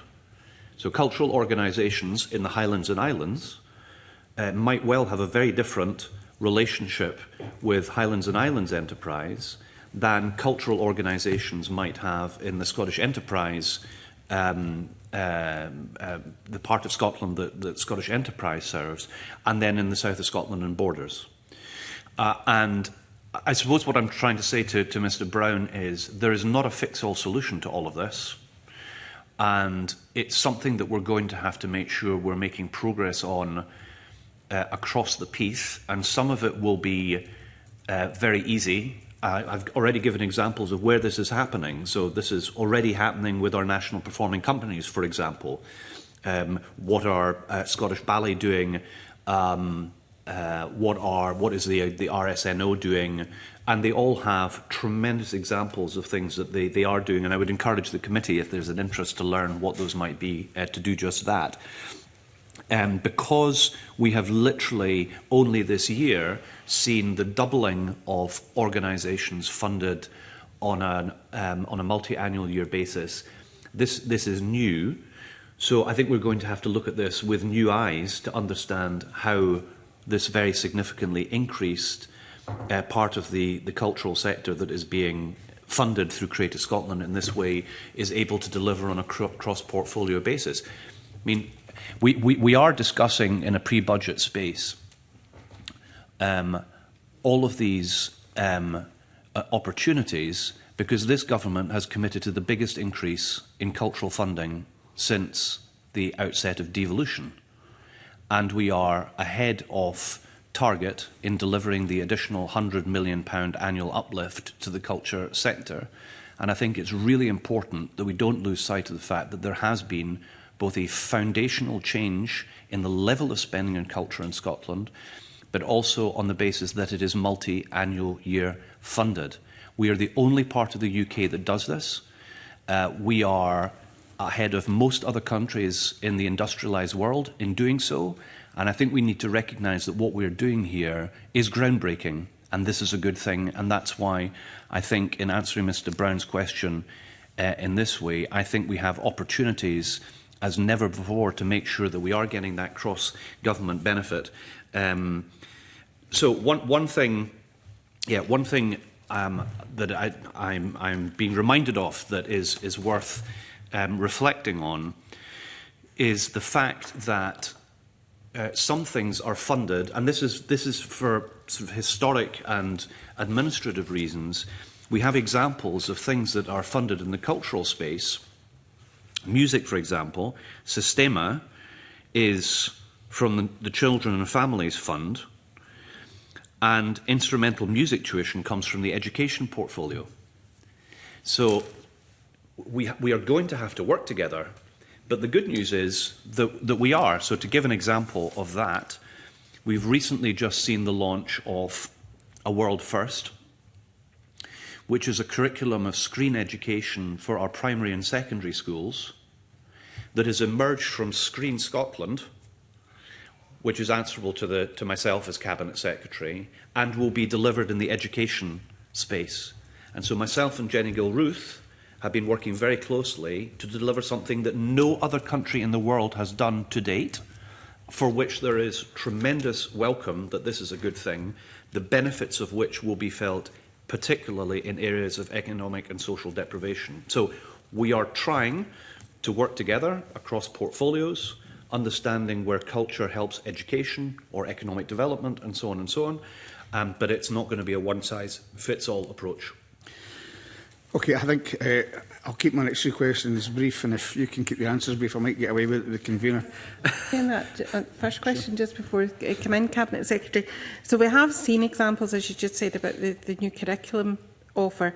There's also the PEF funding, which very often is used by head teachers to engage with cultural organisations to help this. During the festival, I was able to see one of our local charities that works on mental health in stand-up music and creative writing perform and do exceptionally well at the Fringe. But what we really want to see is that focus on culture within it. So if I give the example of the most recent mental health strategy, I think there's one line about culture, but surely that should be of a bigger focus to truly explore the opportunities and the value of culture within these other portfolio areas.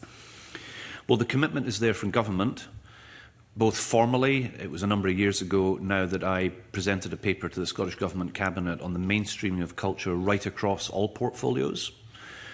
And so that is the standing policy of the Scottish Government, that it should be so. The First Minister gave a speech at the Edinburgh International Festival this year where he expansively reflected on his personal commitment to culture and the benefits that it brings across society and across government.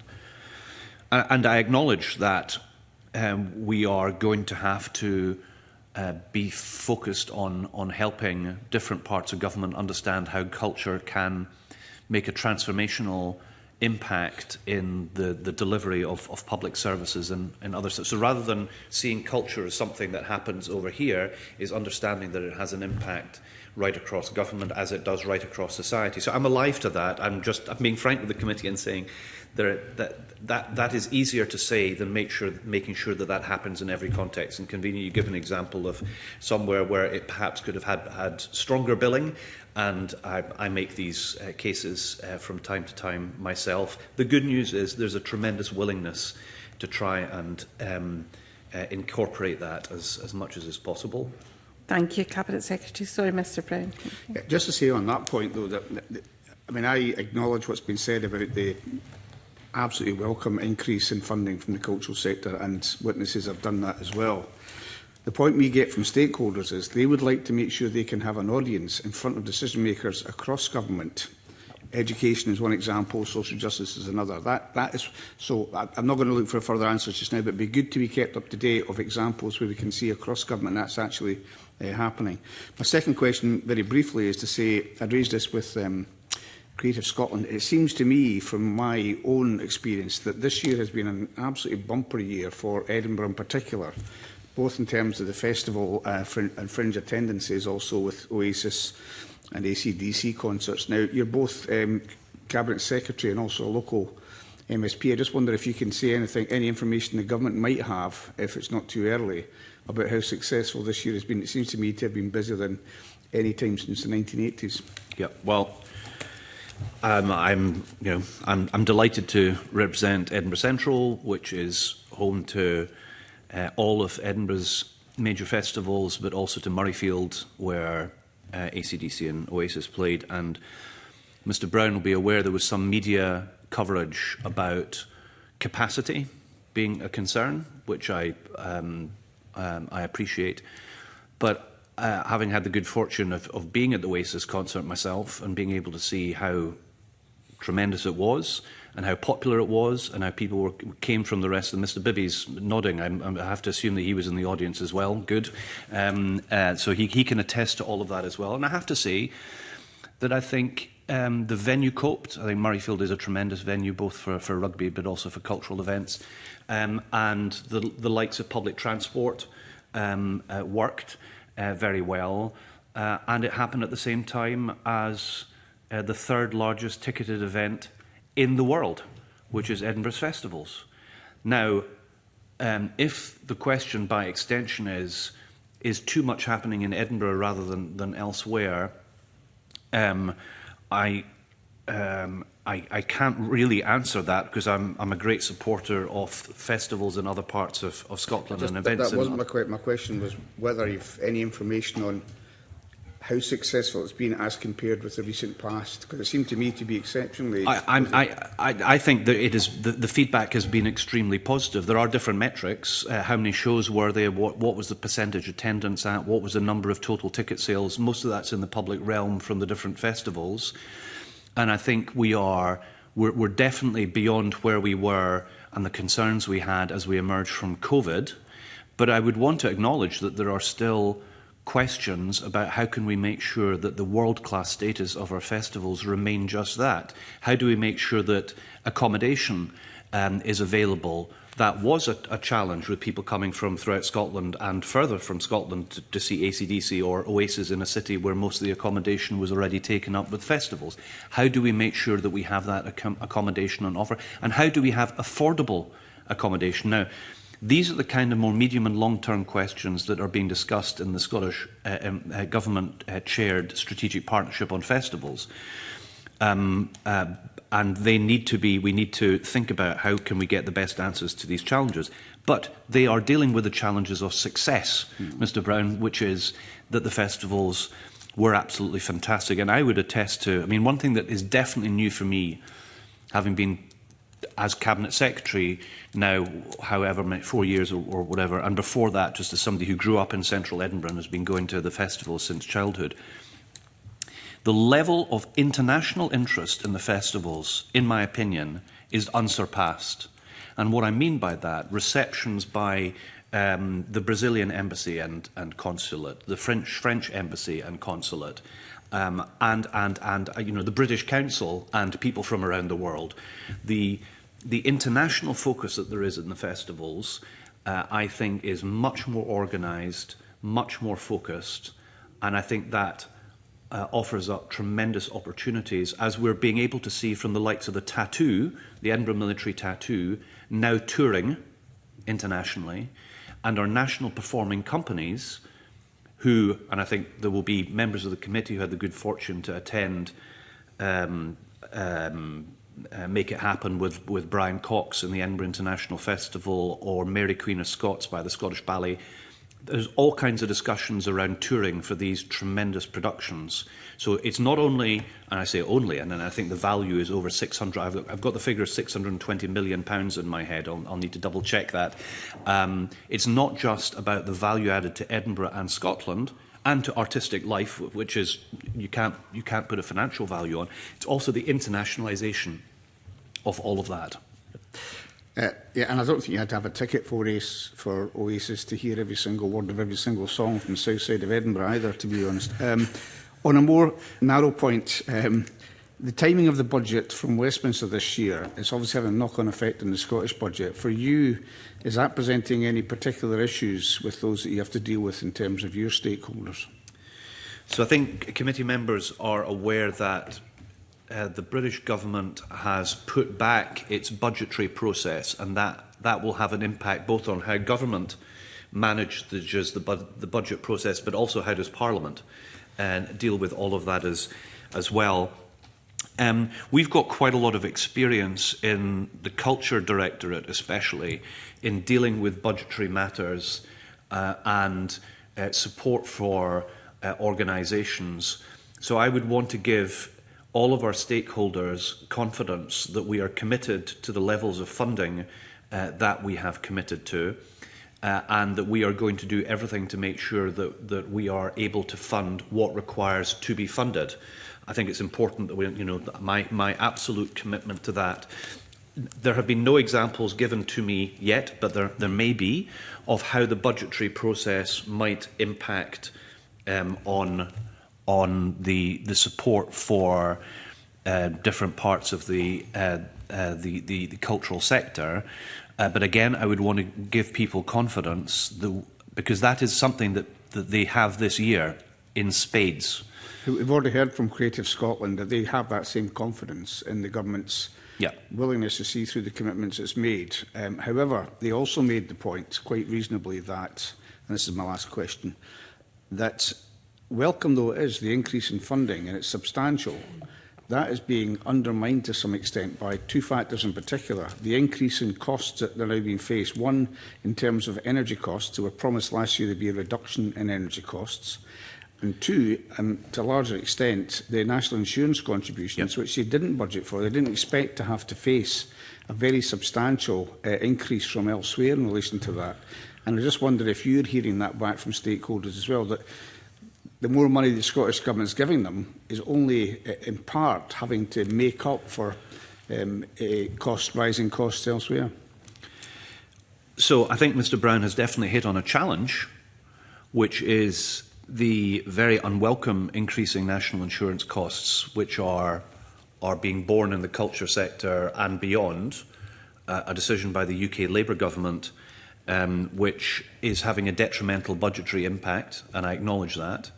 Energy, of course, where commitments were given that energy prices would go down, were they not? Again, from the UK Labour Government in advance of the last UK general election, and energy costs have gone up. And if you think about the potential energy costs that we have, for example, from our national museums and galleries, these are significant buildings, and the heating costs and lighting costs and all the rest of it, that's a significant outgoing. So between these two areas, which are effectively employing people in our national museums and galleries, for example, and then the heating and lighting of these institutions, this is undermining the efforts that we have been trying to make.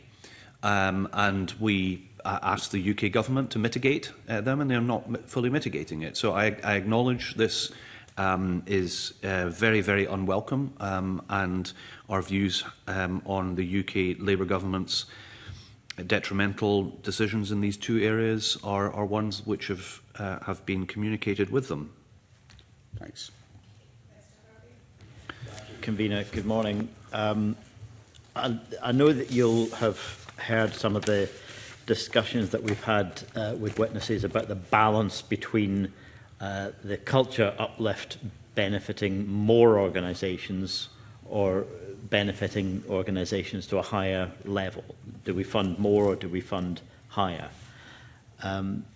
Obviously, it would be nice to do both, and either approach is going to have benefits, but you'll have heard some of the concerns around unintended negative consequences if there's too rigid a focus on spreading the benefit to more organisations.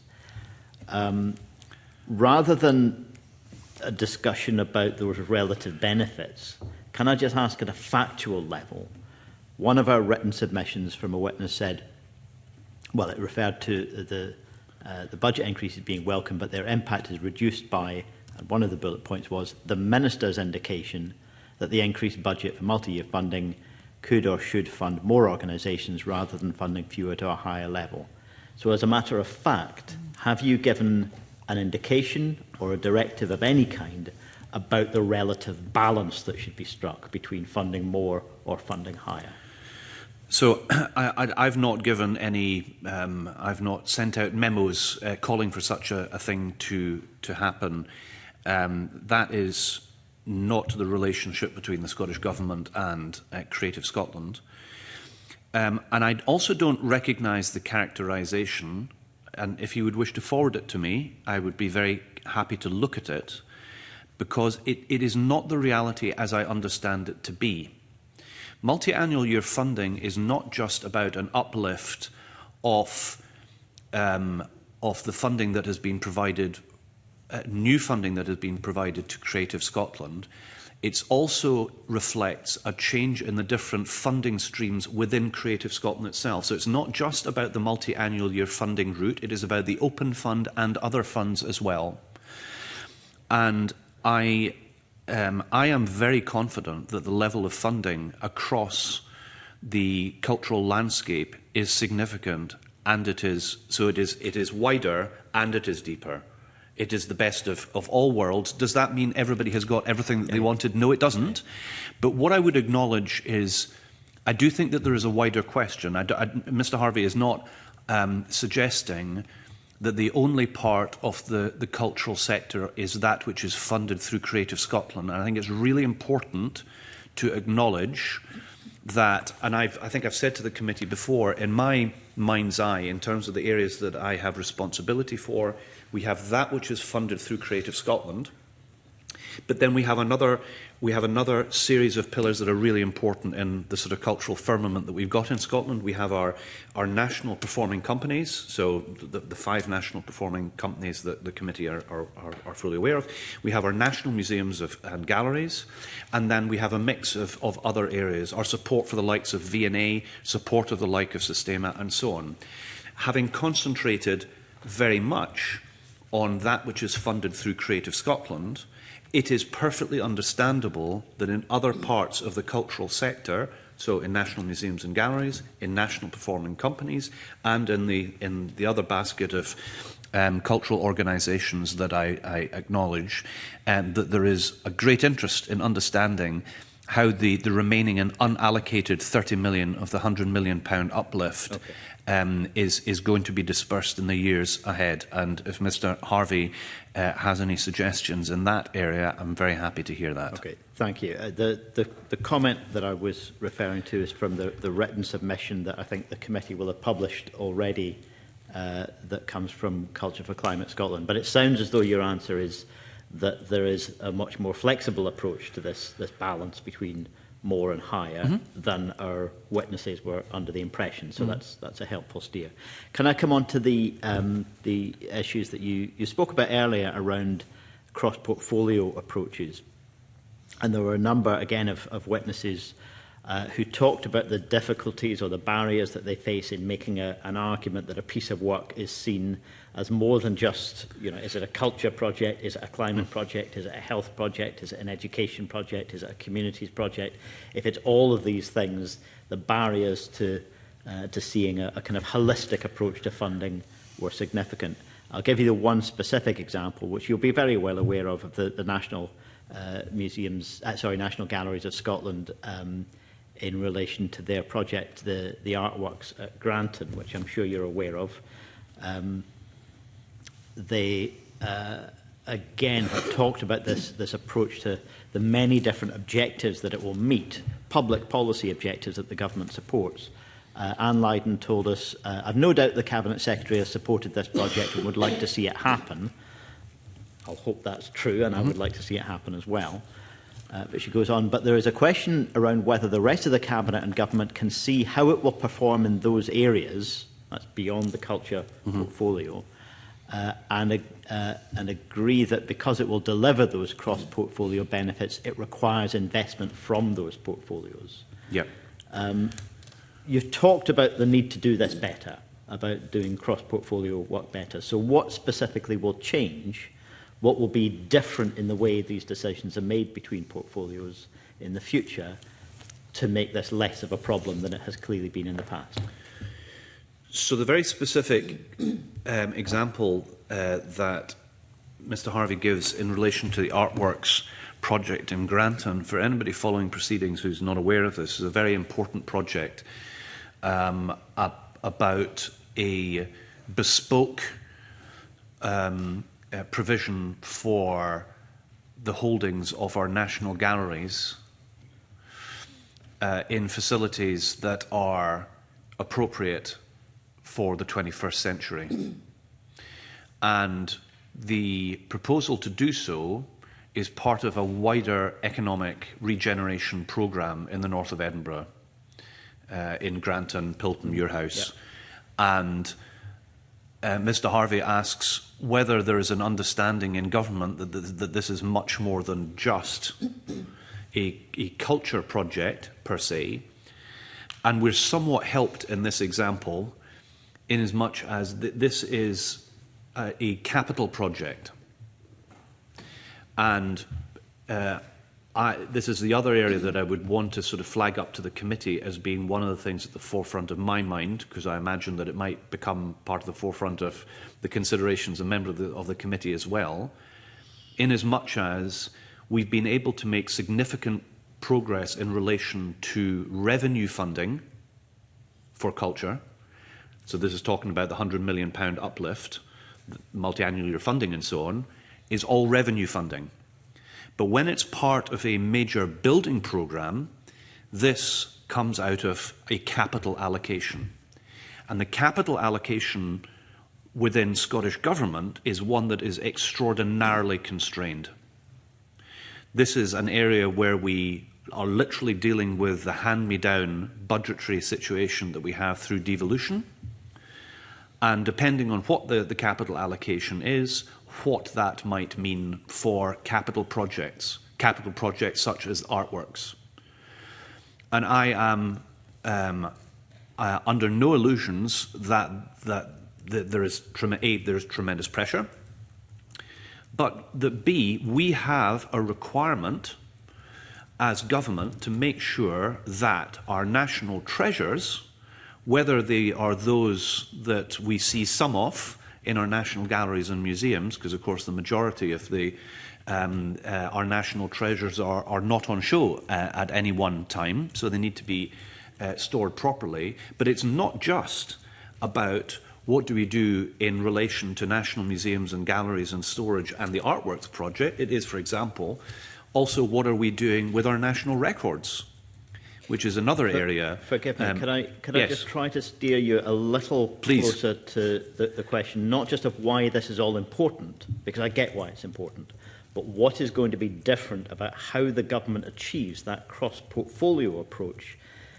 to making funding decisions, whether on capital or on revenue, to ensure that where a project is meeting these other objectives beyond culture, those other portfolios are able to make a contribution. I am very confident that this is an example, as Mr Harvey gives, is one that is going to be considered for much wider, in a much wider context than just a cultural project. As it so happens, I was speaking with my predecessor, Fiona Hislop, about this only last night, because the rationale behind the project, embedding it in a regeneration project, was deliberate, because by making it so, it underlines the point that Mr Harvey has been making. It is not just about a cultural fix to a cultural challenge for a cultural organisation. It's actually an opportunity for economic regeneration, for a tourism boost, for the access of people, in particular in a part of the city and the country, of economic and social deprivation. And so the benefits of investing in such a programme will have to be considered in the round by the Scottish Government, and I will be making that case very strongly. Do I have time for one final question? Thank you. One final question then on some of the arguments that we've had on the transition to net zero and the challenges in the sector. And again, I don't want to ask you a very, very general question, because I think we've had lots of very useful input from witnesses on this. I want to be quite specific. One of the figures that stood out for me very clearly was that when we look at the emissions that arise from the culture sector, 3/4 come from audience travel. So even if we make substantial progress on reducing emissions from all those other elements of operational emissions, that will result in a very small cut in emissions overall. Is the government willing to bring a new approach to bear from both the culture as well as the tourism and economy aspects of government to try and refocus on building audiences from domestic travel so that we are less reliant on the most high-carbon travel on the planet?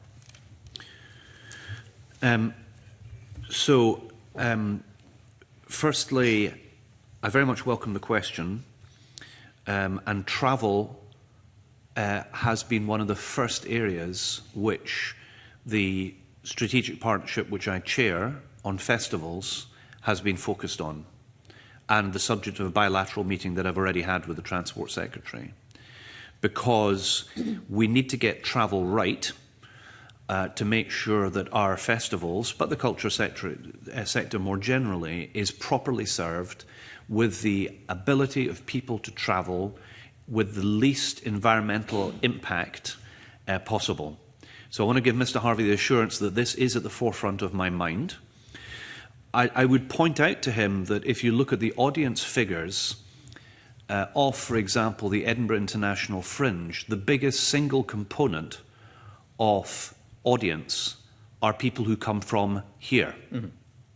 So I know he's inviting me to share thoughts on people who might fly from other parts of the world to come here. And I'm very keen to see modes of further travel being more environmental. Not thoughts on those people, but just a recognition that we need to fly less. It's fully. The point that you raise is fully understood, but I'm just pointing out that he's, three-quarters of the issue is about audience travel, his statistic, and I'm acknowledging that getting better solutions for the audience, in particular, and this is where we have direct responsibility.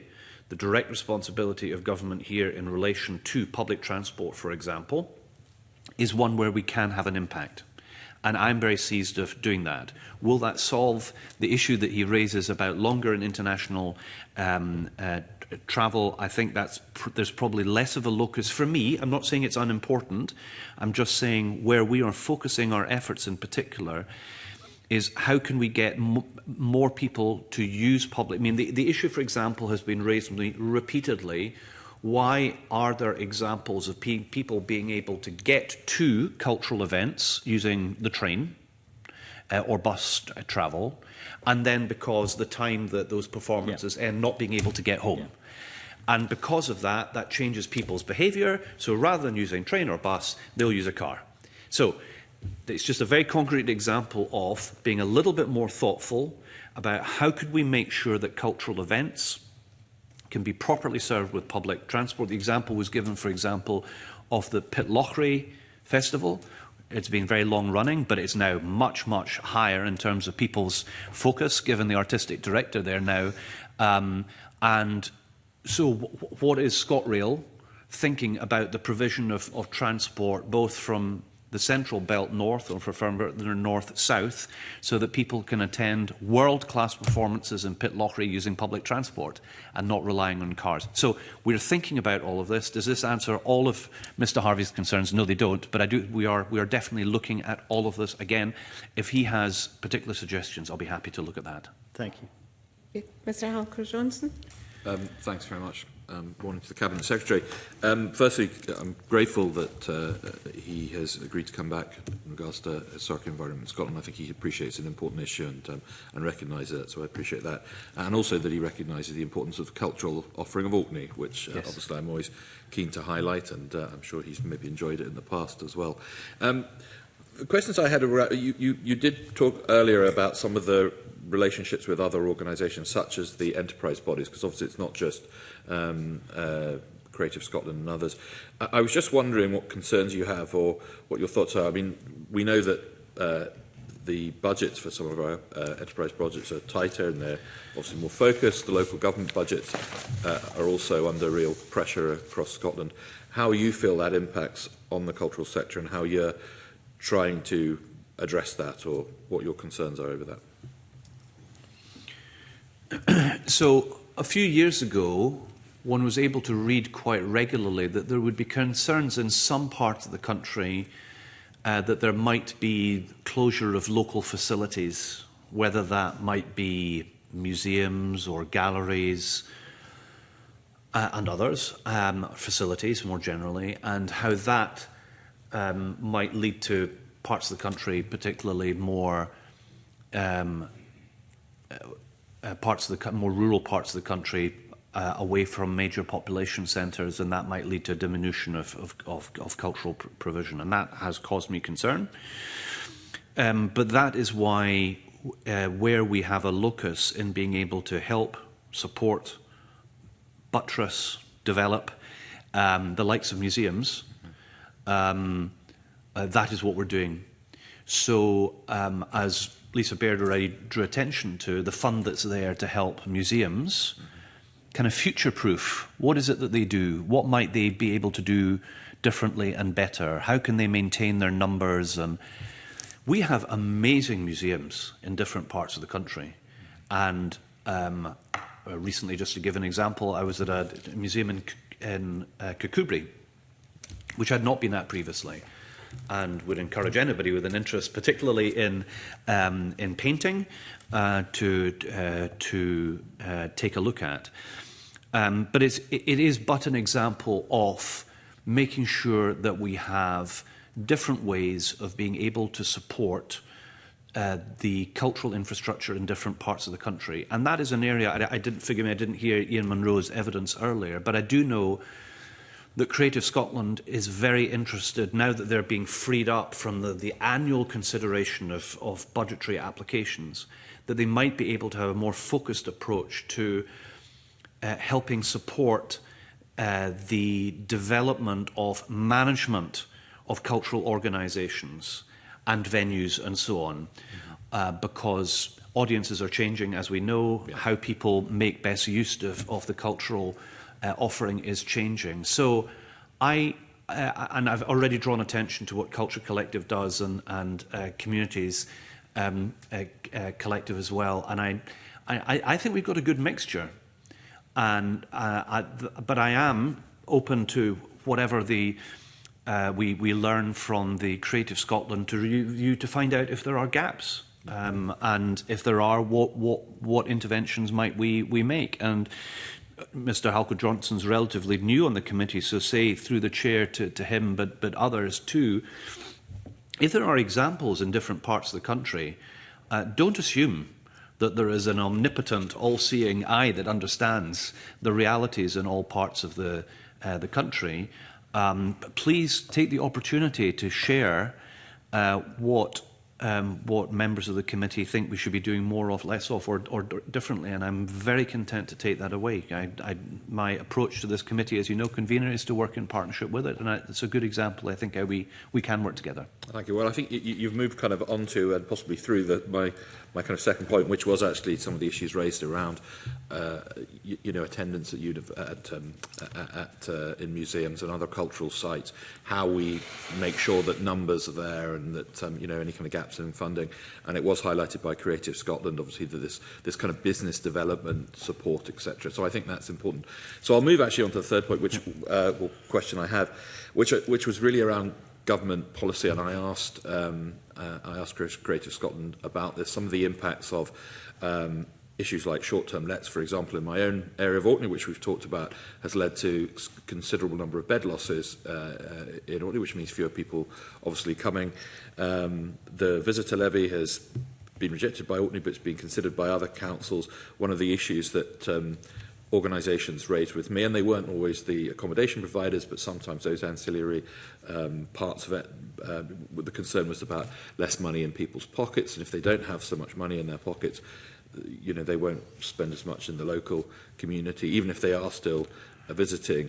And obviously, proposed legislation like the cruise levy, one of the issues raised again with me was that you may still see boats coming, but they may do fewer stops in Orkney. And I was just wondering how you make sure from the cultural side that some of the other policies of government isn't, if you're working positively for the cultural sector, isn't reducing the money in pockets, the money going through, how you ensure that policy is kind of lined up like that. Yeah. So all of these are relevant points to consider, and I acknowledge them as such. And not everything that is on offer in Orkney takes place in the context of a festival. I acknowledge that. Having said that, given the fact that we are now bringing people together, including input from Orkney, around the festival's opportunity but challenges too, it hits on all of these points. So what is it that government can do to make sure that we're not making detrimental decisions, that we are able to pool resources, help pool resources that will support festivals and, by extension, cultural venues, cultural organisations. And there are some really interesting ideas that we're beginning to consider in the accommodation space. In potentially the provision of shared support or shared infrastructure. There are a whole range of things around staging, sound, light, and so on that are relevant for festivals, but then also for venues outside festival time. Does everybody need to have their same rig? Is it possible to share things? And the answer to these questions is not always uniform, but it might surprise Mr. Halgrew-Johnson to be aware that whether it's a smaller but very important in an Orkney context festival and a very, very large festival in Edinburgh sometimes actually has the same challenges. And by working together across festivals, across the wider culture sector, these are all things that we are taking cognizance of. Yeah. I'm not aware of less money being spent in Edinburgh during our festivals. I'm not aware of less money being spent in Orkney in culture. But again, if Mr. Halgrew-Johnson has examples of that being a concern... I mean, these are the concerns that have been raised by those within the sector and ancillary. I mean, the last thing, if I've got time for a very quick question, was something a little bit out. You're talking... Yes, of course. You're talking about kind of festivals and the like. For a lot of the smaller kind of venues and museums, etc., particularly in rural areas, actually there's a very long period of the year where they're not getting very high visitor numbers. And I'm just wondering if there's anything that you think of in the kind of the winter or the quiet months that can be done, and how that might be supported. So I think one of the things that a lot of venues are now looking at is exactly that. What might the offering be at such a venue that is tremendously appealing in high season, but also appeals to people in the rest of the year? And the potential for co-location, I've got one example in the forefront of my mind, but I'm not sure whether if I'm at liberty to talk about it because they've not confirmed exactly what they're doing, but absolutely and totally groundbreaking in terms of doing something brand new, which will definitely attract people. So a lot of projects in communities, it's not just a gallery, it's also a cafe, it also has breakout space for other events, it has the opportunity for embedding an educational dimension to the offering. It's a warm space that can be used in winter for people who are concerned about keeping the heating on it. There are so many opportunities to make the most of museums, galleries, cultural venues and spaces. And this is where the funding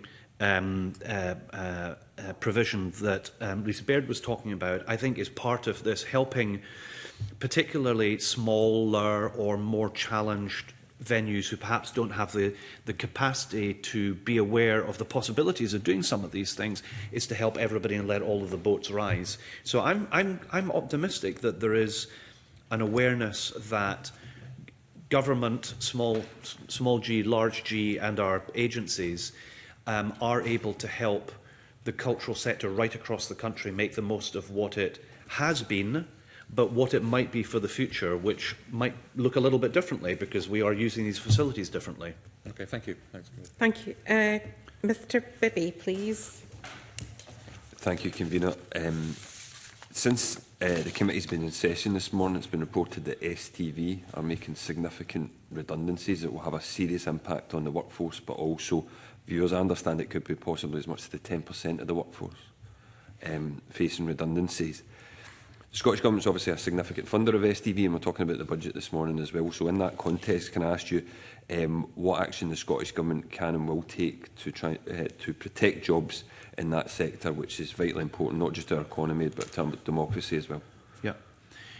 So Mr. Bibby knows how committed I am to especially in the screen sector in Scotland, which, as he knows, is growing both in terms of its economic importance. So there's more is being spent on film and television in Scotland that has been spent in past years, but also that there are additional job opportunities in that part of the cultural sector, and I'm confident that there are more jobs in that.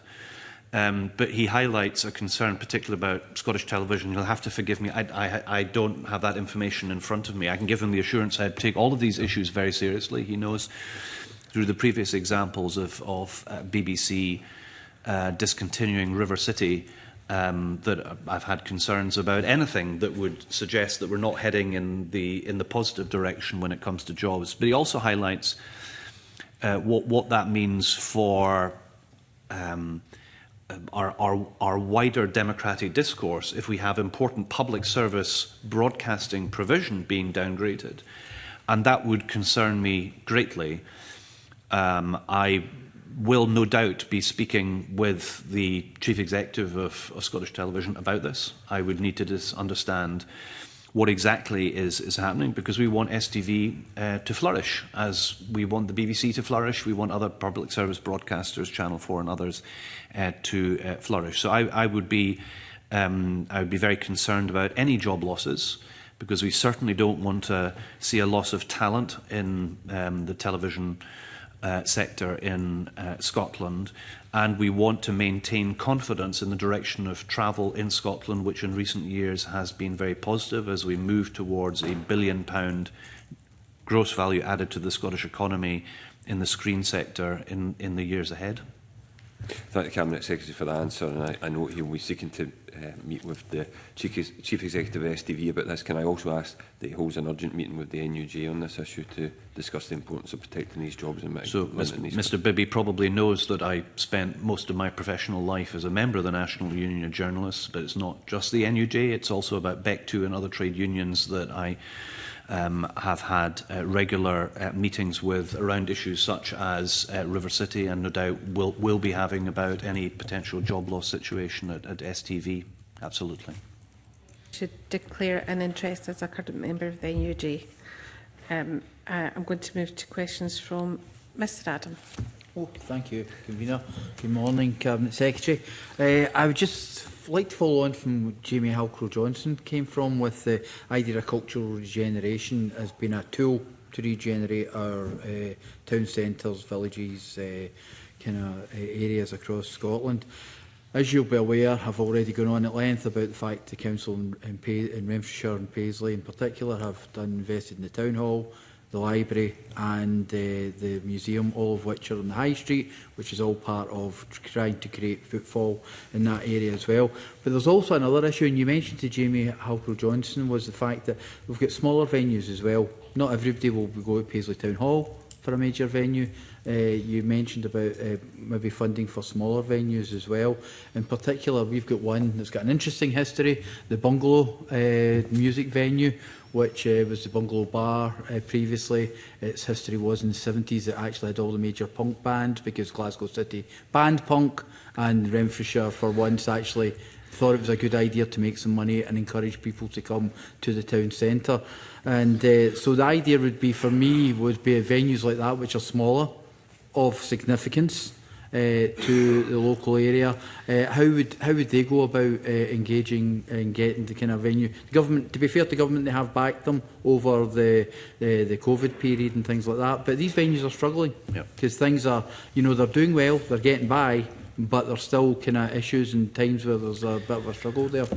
Well, firstly, can I thank you to Mr Adam for helping me understand the history of punk in Paisley and Renfrewshire more generally. That wasn't part of the briefing notes that I prepared for myself, and it is all culture. And I know that Mr Adam is an outstanding representative and always stands up for the interests of his constituents and Paisley. Mm-hmm. If you would be so kind as to write to me about this venue, and if committee members have other examples, I would want to give him the assurance that I have and colleagues have worked extremely hard in recent years where there have been dangers to the continuation of different venues, small, medium and large, and to understand what can potentially be done to support them. I will look very sympathetically. The bungalow is quite interesting because it's a community investment company as well, so it's not a not for-profit organisation. Yep. So it kind of ticks all the boxes as a for the government's idea of kind of investing in the future of culture. One of the other things, just moving on to something different as well, was one of the ideas that was brought up by Well, just about everyone gave us evidence, but Scottish Libraries and Information Council gave a name to it. The idea of, when we're talking cross-portfolio, you know, maybe creating a fund that would focus government cross-portfolio and focus organisations to look at the idea of it. And they called it like a culture and wellbeing fund, but it could be broader than that. It could be broader than that. What are your thoughts on something along these lines? Because it was brought up by a number of organisations when they gave some evidence. So, Scottish Libraries is a very interesting example of new thinking about what can cultural organisations, obviously in their case libraries, but potentially other types of venues, offer as a hub for a local community to be able to access a range of different services and opportunities. This goes back to the question right at the beginning of the evidence session around access, for example, to health and well-being, cultural provision. And I think there definitely is something in all of this. And I went to see an example of this in Falkirk earlier in the year, a fantastic library, which was in effect the community hub where the pensioners group or the book readers met, or there was a children's play and reading area. It was much more than what one might traditionally have understood a library to house. And I think that is where he's talking about the Culture and Wellbeing Fund. I think that is where SLIC is looking at helping libraries being able to offer more than they have done, and as a result maintain the numbers of people going to use them, because I think one of the challenges for libraries, as many more of us are accessing books online and don't need to go to libraries in a way that we needed to in the past, they're needing to reimagine how they offer themselves and their space. So I think there's definitely something in all of this, and it's part of the answer to this cross-portfolio culture and well-being offering that we discuss with great regularity in this committee. But I do think this is one of the strongest areas, I think, for being able to deliver that aspiration. Yep, and just I've got two questions just very quickly. I'll ask the first. You're going to have to be really concise, I'm afraid. Sorry. Okay then. Well, I'll skip visitor levy then, and just go straight on to the Screen Scotland as being one of the example, a shining beacon even, of a successful organisation within Creative Scotland. The fact that they've got the £2.5 million base funding and £2 million extra, but it just shows you the success that it's gone. I asked the same question to Ian from Creative Scotland, and he said how important it was in part of the work that they're doing. But not only does it showcase Scottish talent and the ability, it's just the sheer kind of involvement, the tourism as well. I've already used the example. You can walk down the Royal Mile and you'll see Americans looking for Outlander kind of scenes as well. And there's growth in this for us. And how do you see us moving forward with this? Because this is an area where we can generate income, as well as kind of, obviously we're investing in it, but we can generate some income in this as well. I'm very sorry that Mr. Adam was only able to ask this question right at the end of the session, because I could talk at great length and I'm delighted to talk at great length about this. I think what has been happening with the screen sector in Scotland in general has been extremely positive in recent years. The economic impact studies prove this to be so. The fact that we are heading towards it being £1 billion annual industry in Scotland. Screen Scotland itself, if I look at what Isabel Davis, David Smith and other colleagues at Screen Scotland have been able to do, I would like to pay public tribute to them and their colleagues. Not only are they understood in Scotland to to being world-class. They are understood, and I've been able to see this. Most recently, I attended the Gothenburg Film Festival with them to showcase what is happening in Scotland.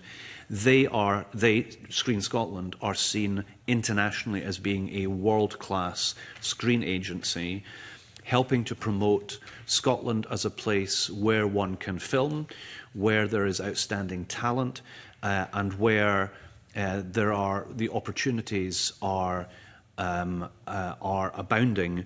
How do we maintain that is the key part, I think, in Mr. Adams' question, because we are effectively emerging from market failure.